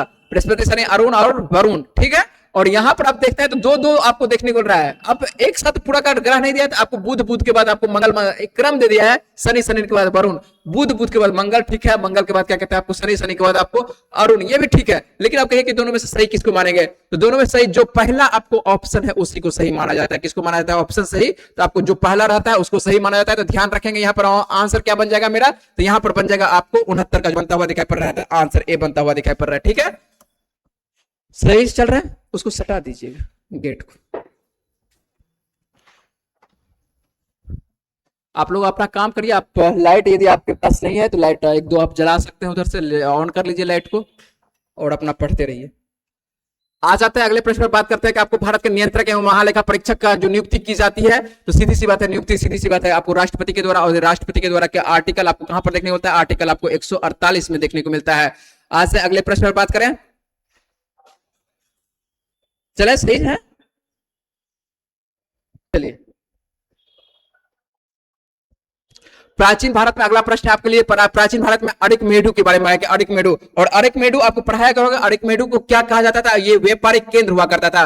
प्राचीन भारत में अरिकमेडु जो है व्यापारिक केंद्र, और इसी वजह से आपका आंसर बन जाएगा यहाँ पर आपको एक समुद्री बाड़ा, और उसके बाद क्या देखने को मिलेगा? आप व्यापारिक केंद्र। आंसर आपका यहीं पर बनता हुआ दिखाई पड़ रहा है 71 का एक।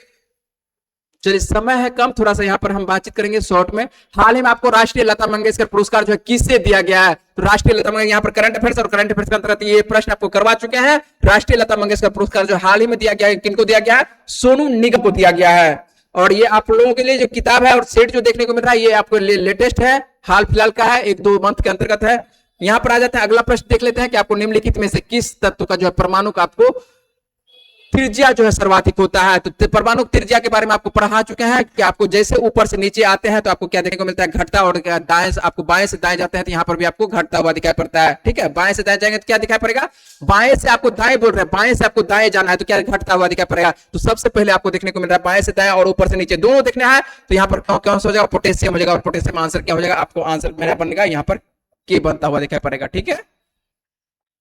चले अगले प्रश्न पर, यहां पर किस राजा ने शकों को जो हराया था? तो शकों के आपको एक सिक्का मिला है जिसमें आपको गौतमीपुत्र सातकर्णी और नहपान के बारे में जिक्र किया गया। शक राजा जो है नहपान है उसके बारे में जिक्र, और गौतमीपुत्र सातकर्णी, तो गौतमीपुत्र सातकर्णी और शकों को जो है पराजित, शकों को हराया था किसके द्वारा, तो गौतमीपुत्र सातकर्णी किसको, तो नहपान को हराया था। लेकिन नहपान भी जो है प्रतापी शासक हुआ करता था, इसी वजह जो है उसके सिक्के पर आपको दोनों का जो है वर्णन किया गया है ना, गौतमीपुत्र सातकर्णी और किसका, तो गौतमीपुत्र सातकर्णी के साथ आपको यहाँ पर देखने को मिल रहा है नहपान। ठीक है, तो दोनों को याद रखेंगे।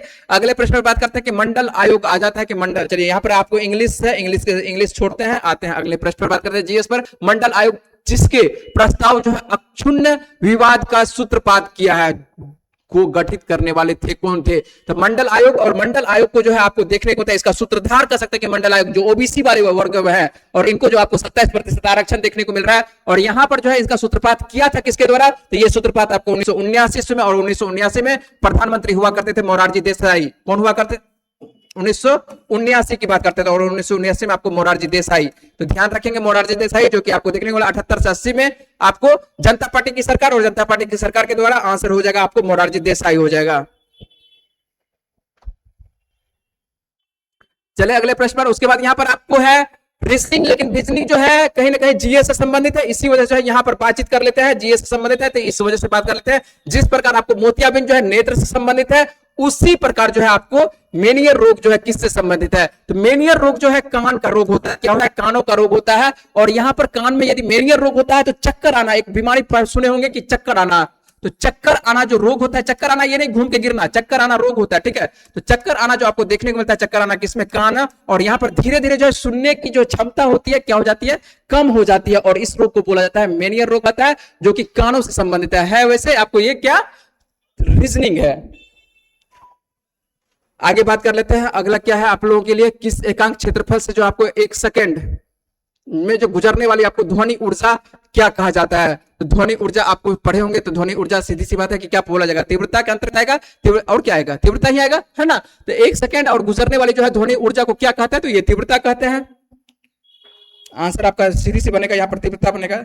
ये तो आपको एक लाइन में लिख ही दिया है, कुछ नहीं किया है।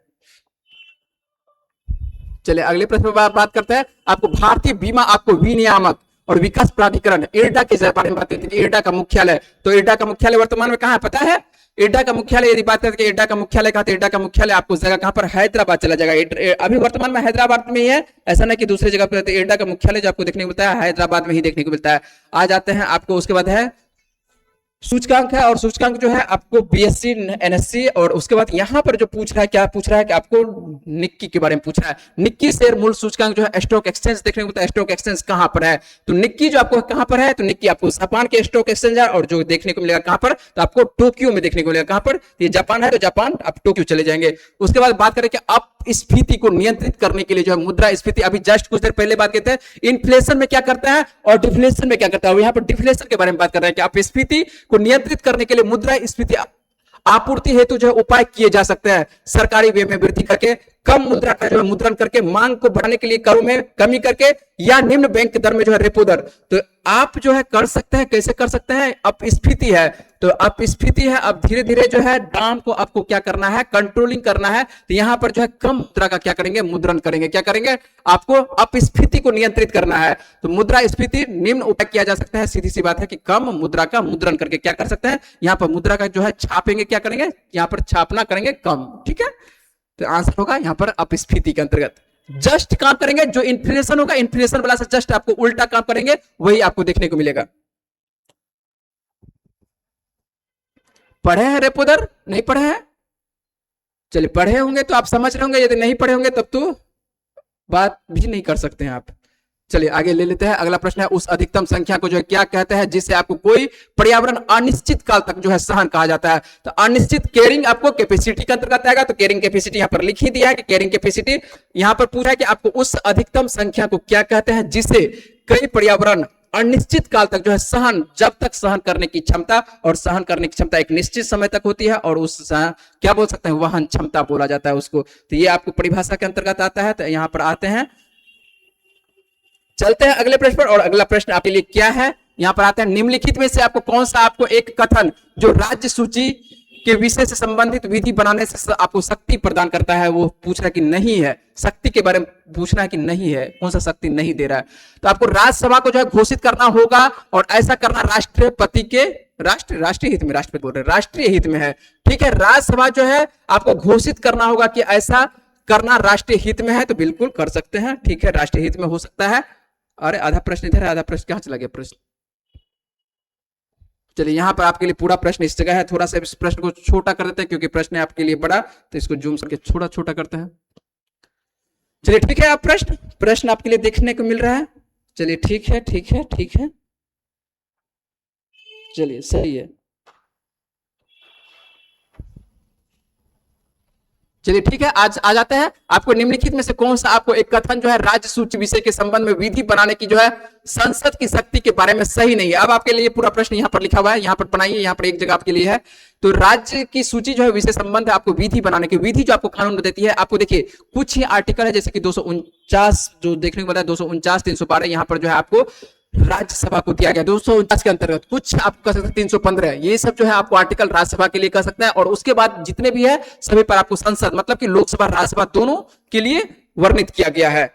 यहां पर आते हैं निम्नलिखित में से कौन सा आपको, तो ये तो प्रश्न पढ़ चुके हैं और एक एक के बारे में पढ़ते हैं कि कौन सा होगा। तो राज्यसभा को जो घोषित करना होगा कि ऐसा करना राष्ट्रीय हित में है, बिल्कुल राष्ट्रीय हित में होगा, उस पर काम कर सकते हैं। राज्यसभा को जो है उपस्थिति मत देने वाले सदस्यों में से जो है कम से कम आपको 2/3 सदस्यों का समर्थित संकल्प पारित करना, बिल्कुल। उसके बाद ऐसी विधि जो है संपूर्ण आपको भारत या उसके किसी राज्य क्षेत्र के लिए बनाई जा सकती है, बिल्कुल बनाई जा सकती है। और राज्य सूची में जो सम्मिलित विषय संबंध में जो राष्ट्रीय हित की विधि केवल राज्यसभा नहीं, केवल राज्यसभा नहीं, यहां जो है क्या, तो आपको दोनों मतलब क्या, दोनों मतलब क्या, आपको लोकसभा और राज्यसभा दोनों, आरएस मतलब राज्यसभा और एलएस मतलब आपको लोकसभा, दोनों यहां पर कहीं पर भी कानून बनाया जा सकता है। तो ये ध्यान रखेंगे तो आंसर आपका बन जाएगा, यही आपका जो है सही नहीं देखने को मिल रहा है। आगे आते हैं आईएसएसएफ आपको जूनियर आपको विश्व कप 2025 पदक तालिका में जो कौन सा आपको देश शीर्ष पर रहा था, तो अपना देश भारत ही शीर्ष पर रहा था। और ये आपको हुआ था कहां पर, तो नई दिल्ली में हुआ था। और बात करें कि नई दिल्ली में कितना आपको यहाँ पर प्राइज जो एक तरह से कह सकते हैं कुल मिला के कितना पदक जीता गया था, तो 26 पदक जीता गया था। 8, 10, 8 जीता गया था, 8, 10, 8, ये 8, 10, 8 क्या है, क्या तो 8 क्या है स्वर्ण है, 10 क्या है रजत है, और उसके बाद 8 क्या है कांस्य पदक है। तो कुल मिला के 26 पदक, जो कि भारत कह सकते हैं कि यहाँ पर आपको प्रथम स्थान, दूसरा स्थान पर चाइना रहा था। चलते हैं आगे और यहां पर है आपके लिए प्रश्न है, उसके बाद क्या है, निम्नलिखित में कौन सा आपको तत्व जो है आसानी से इलेक्ट्रॉन खो देता है। तो ये आपके लिए आसान सा प्रश्न है, इलेक्ट्रॉन खोने वाला कौन सा है, पोटेशियम। पोटेशियम के बारे में आप लोगों को कितनी बार बता चुके हैं। चलिए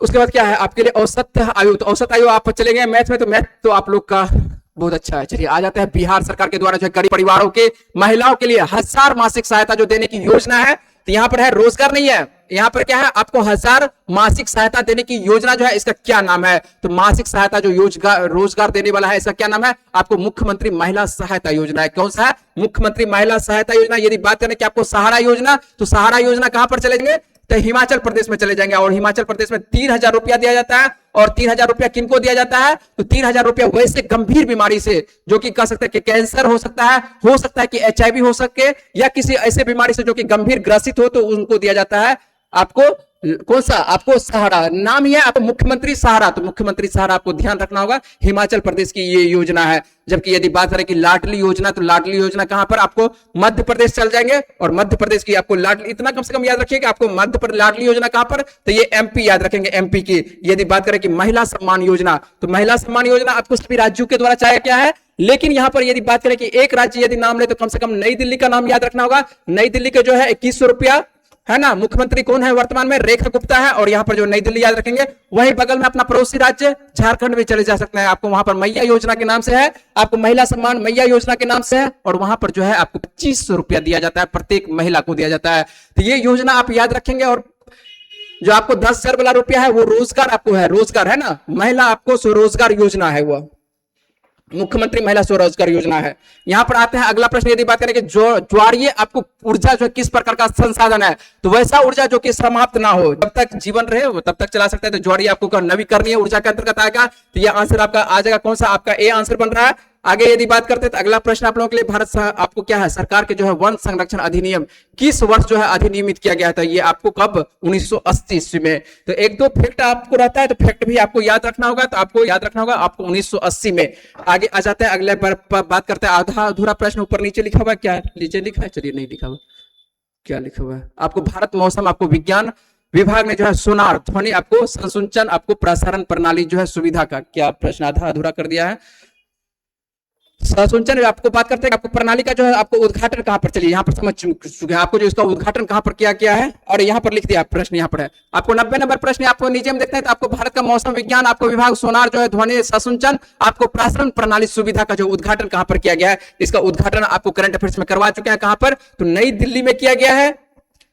करंट अफेयर्स आप लोग बार बार रिवीजन करते रहेंगे, जितना करंट अफेयर्स आपको साल भर का करवाया है सभी आप ध्यान रखेंगे। निर्धनता आपको माप के लिए जो है निरपेक्ष आपको प्रतिमान, सर्वप्रथम जो है प्रयोग आपको खाद्य एवं कृषि संगठन, FAO का जो है प्रथम महानिदेशक, तो प्रथम महानिदेशक 1945 की बात कर रहा है, और 1945 में जो आपको देखने को मिलता है, कौन देखने को मिलता है आपको 1945 में, आपको R वायर्ड देखने को मिलता है, कौन, निरपेक्ष आपको प्रतिमान, सर्वप्रथम जो प्रयोग खाद्य कृषि संगठन, जिसका कि मुख्यालय आपको कहां पर, इटली रोम में देखने को मिलता है, और यहां पर जो है आपको R वायर्ड के द्वारा इनका अध्यक्षता किया जाता है। वहीं पर बात करेंगे निम्नलिखित में से कौन आपको डार्विन सिद्धांत शामिल नहीं है, तो डार्विन सिद्धांत आप पढ़े होंगे, प्राकृतिक चयन, विरासत का जो माध्यम का विकास होता है, योग्यतम उत्तरजीविता, उसके बाद जीवन के अस्तित्व आपको लिए संघर्ष किया जाता है, तो विरासत के माध्यम से जो है विकास किया जाता है, ये किसका सिद्धांत है, ये आपको देखने को मिलेगा लैमार्क का सिद्धांत है, किसका है, तो आपको विरासत के माध्यम से जो सिद्धांत होती है ये आपके लिए लैमार्क, और लैमार्क के अलावा जो आपको सभी है विरासत के माध्यम से किसका, तो यहां पर याद रखेंगे लैमार्क का ये सिद्धांत है।